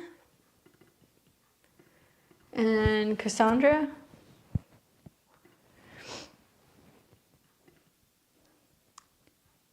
All right, so Kaylin snuck in there. She said January 7th, 1994 at 4:43 p.m. in Vancouver. Hey Candace, please tell me what stands out about my natal chart and the connections to some of the transits happening, such as the new moon or the full moon coming up or anything to do with Pluto. I've been feeling a push to start a work project online. Is now the time, or should I take it slow and let it unfold until the spring? Sounds like you know a little bit about your astrology. So here's the thing. I'm not going to tell you, let's pull up your transits. There we go. I'm not going to tell you not to do something, especially with all that Capricorn. If I were to go in like sequential order, right? Like Mars in your first house makes you very ambitious, especially when it comes to your career stuff, right? Because Mars is your whole sign 10th house ruler. So there's more action, motivation, desire, passion to kind of get some work projects going. The positive is that this will be trining Neptune throughout the transit, which means it's helping you get in touch with some aspect of feeling like divinely guided, you know, following your intuition, doing something more emotional or something more creative that you feel like is in alignment, that you really enjoy doing. The other positive is that this Mars transit is trining your moon, which is your chart ruler. So it's helping you kind of get in touch with, oh, doing my own thing, something I feel emotionally called to do. And it's also trining Pluto. So that's an immense amount of creative power, emotional focus, and dedication.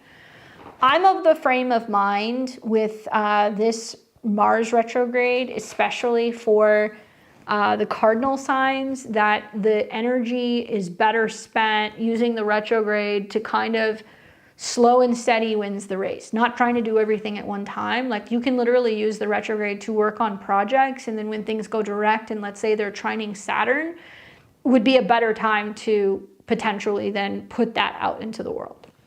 So I wouldn't waste this time period with Mars trining all your stuff in the 5th house. I would say, no, you're going to feel creative. You just had this new moon in your 5th house in Scorpio, right on top of your Jupiter, which is your Placidus 10th house ruler, which means you have this dream or this vision that you want to create. And you're like, I want to do this, but this is insinuating that it may be like a 6-month process. So if this were me, I would say either from this new moon on, so today, or you could do it from the Capricorn new moon, which is going to be in here. This will be around December 30th. You'll have a new moon that's going to be in your 6th house of daily routine. And this is ruled by Saturn and it's sextile Saturn. So I would say like the working time to get started is going to be now through about the 30th.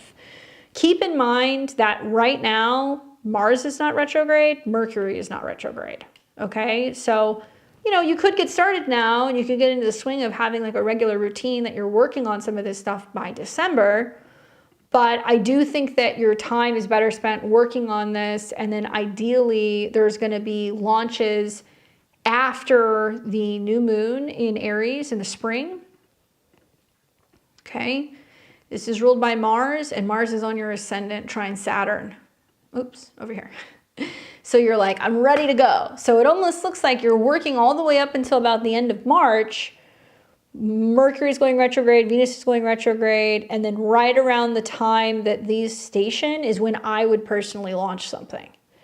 So Mercury is going to go direct first. That's going to be around early April. Then Venus is going to go direct, and it's right on your midheaven. So honestly, I am loving you launching something right around the full moon in Libra, around the 12th, okay, 13th even. I'm also loving you launching something after the new moon in Taurus.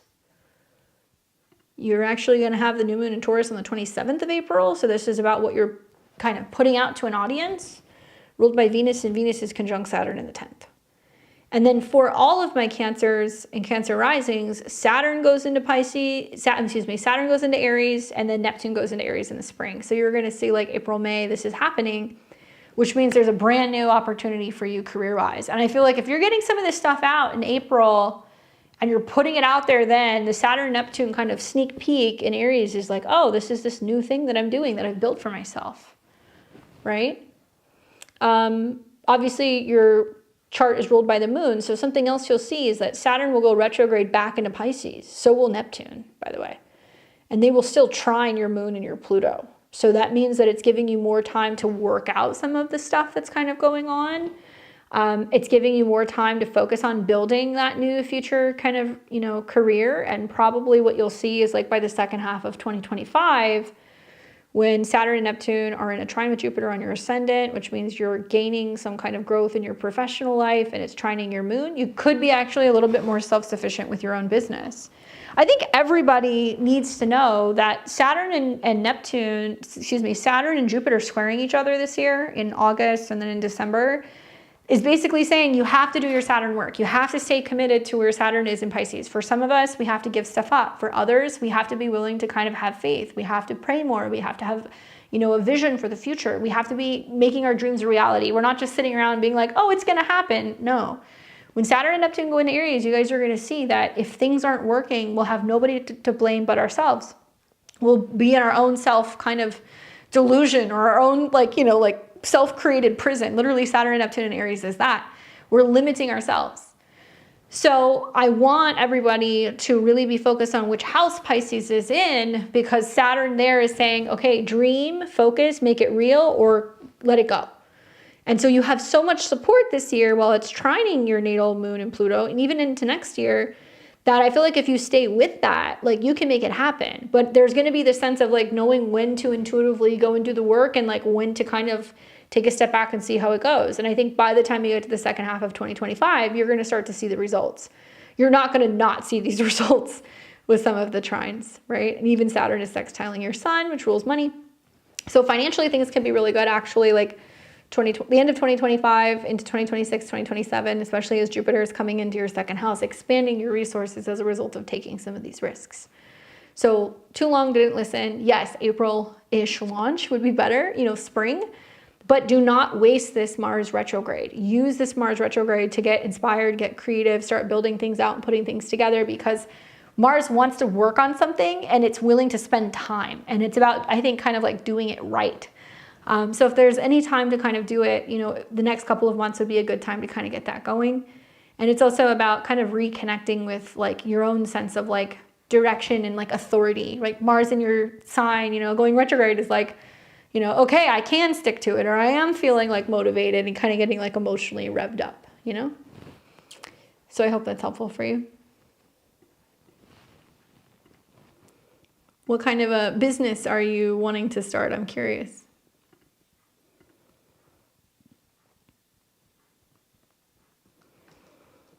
You're welcome. We've got Cassandra. You are the real VIP or MVP. You're the one who waited the longest. And just a reminder, guys, please hit subscribe. We just recently hit 38K. So we're only 2,000 away from hitting 40K. So help me reach that by the end of the year. We might be able to do it. We'll see. Subscribe to the channel. That way you're alerted as when I have new videos. Give me a thumbs up if you like this video. I appreciate it. So Cassandra, let's get your birthday right. 23. All right, so I've got you here April 23rd, 1994, 12:14 a.m. in Baltimore. And your question is general reading, whatever stands out, currently process of planning a big move. Okay.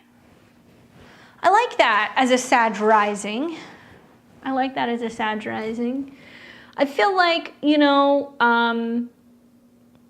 you got a lot of moving parts right now. You know, you've got Neptune in opposition to your moons. There's a lot of like, where is home? What does that look like? You have got the wrapping up of your Saturn's return, which is in your second house of like money, resources, personal possessions. But for a Sag rising, it's your whole sign fourth. So I think it's like finances and everything kind of connecting to physically having a change in your home space. Jupiter is in Gemini, so this can also be expanding your health and your daily routines, prepping you for next year where you can have more growth in your relationships. But Jupiter squares Saturn, you know, Jupiter is also squaring your moon, so it almost looks like support from relationships, friends, family, like other people, you know, even a therapist, seventh house could be coming in to kind of help you navigate the changes going on between home and your career. Saturn is coming into an opposition with your moon next year. So that means that you are adjusting to living in a new space, likely kind of spring of 2025, and maybe working from home or maybe getting grounded in a new space or, you know, getting acclimated in a new town or fixing up a home or getting into something that could be a long-term kind of plan. And it can feel like you're home from family or you're working from home or there's some distance from like what is familiar. So there can be some longing. So just be aware that that'll kind of come up next year. But I do think what's helping you is that the North Node is conjunct Mars. So you're feeling motivated right now more than usual to move or take action. And you're going to have like this retrograde that's going to be happening with eclipses next year in the spring. So I'm going to double down on that. It looks like March, April is when that whole process of like kind of getting settled and figuring out where you're going to be is going to kind of take place. Pretty big transit between Pluto square your sun, which does bring up lessons in obviously whole sign third movement and changes with work and routine. But this could also be like making the necessary changes to focus on creating a life that you love or feels more exciting, creative, fulfilling, taking risks.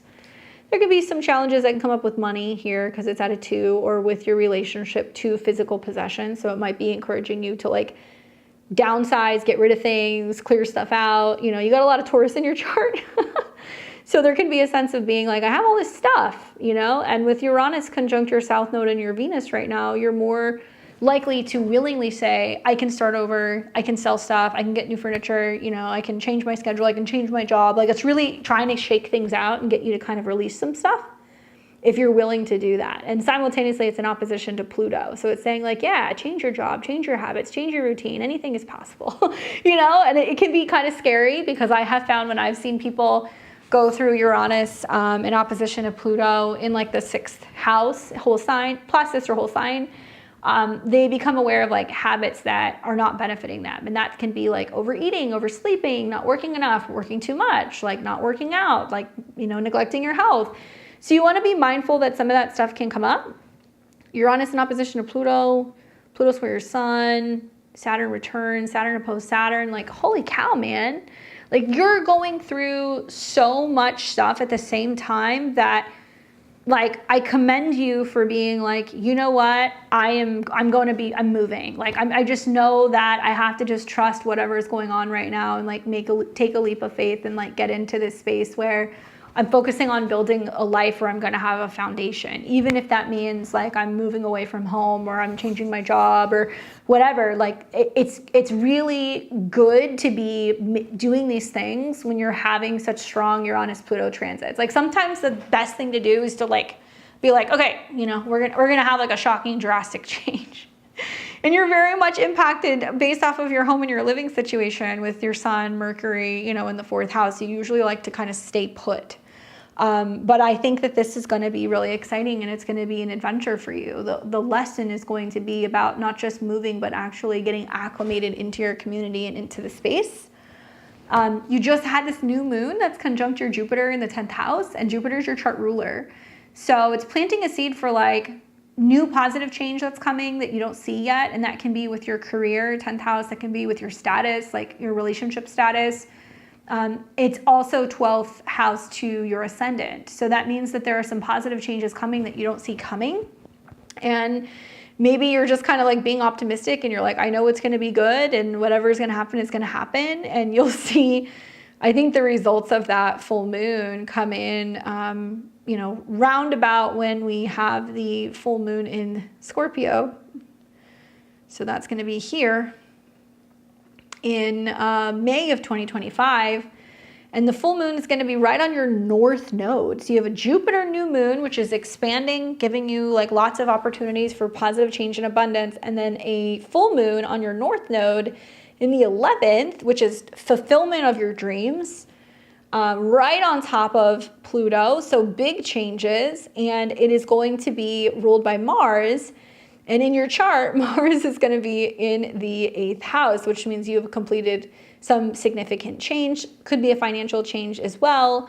And it may even be opening the door, making it possible for you to really reflect on some of the lessons that have happened, and also maybe be reflecting on like what you've learned, you know, traveling, relocating, like being in a different place, and how it's been a really like beautiful lesson for you throughout the process, right? And for all Tauruses too, like the Mars retrograde is about like a slow, steady process of a change that's going to be happening very slowly in your home. So I think it's good that you're kind of getting out of your comfort zone and you're doing something different. And I look forward to kind of seeing what that change is, especially for you kind of like in the spring of next year. Very fortuitous new moon. Make sure you set intentions there. Hopefully that's helpful for you. Wanted to let you know I'm here. Thank you so much. Oh, we'll do an ASMR channel on YouTube for sure. There's so many people who do that, and you don't even have to show your face. You should definitely do that. Oh, thank you, SR. I appreciate you. That is such a sweet contribution to the channel. I appreciate it very, very much. Well, guys, I hope that was helpful. That was the new moon in Scorpio. If you guys are still watching, don't forget to give me a thumbs up, like the channel, subscribe. There is an in-depth video on the new moon in Scorpio. You guys are not too late to benefit from this energy. It's going to be in motion really through tomorrow. Good communication, psychic abilities, intuitive abilities, really, really, really getting in deep when it comes to picking up messages. So really utilize this energy today and tomorrow.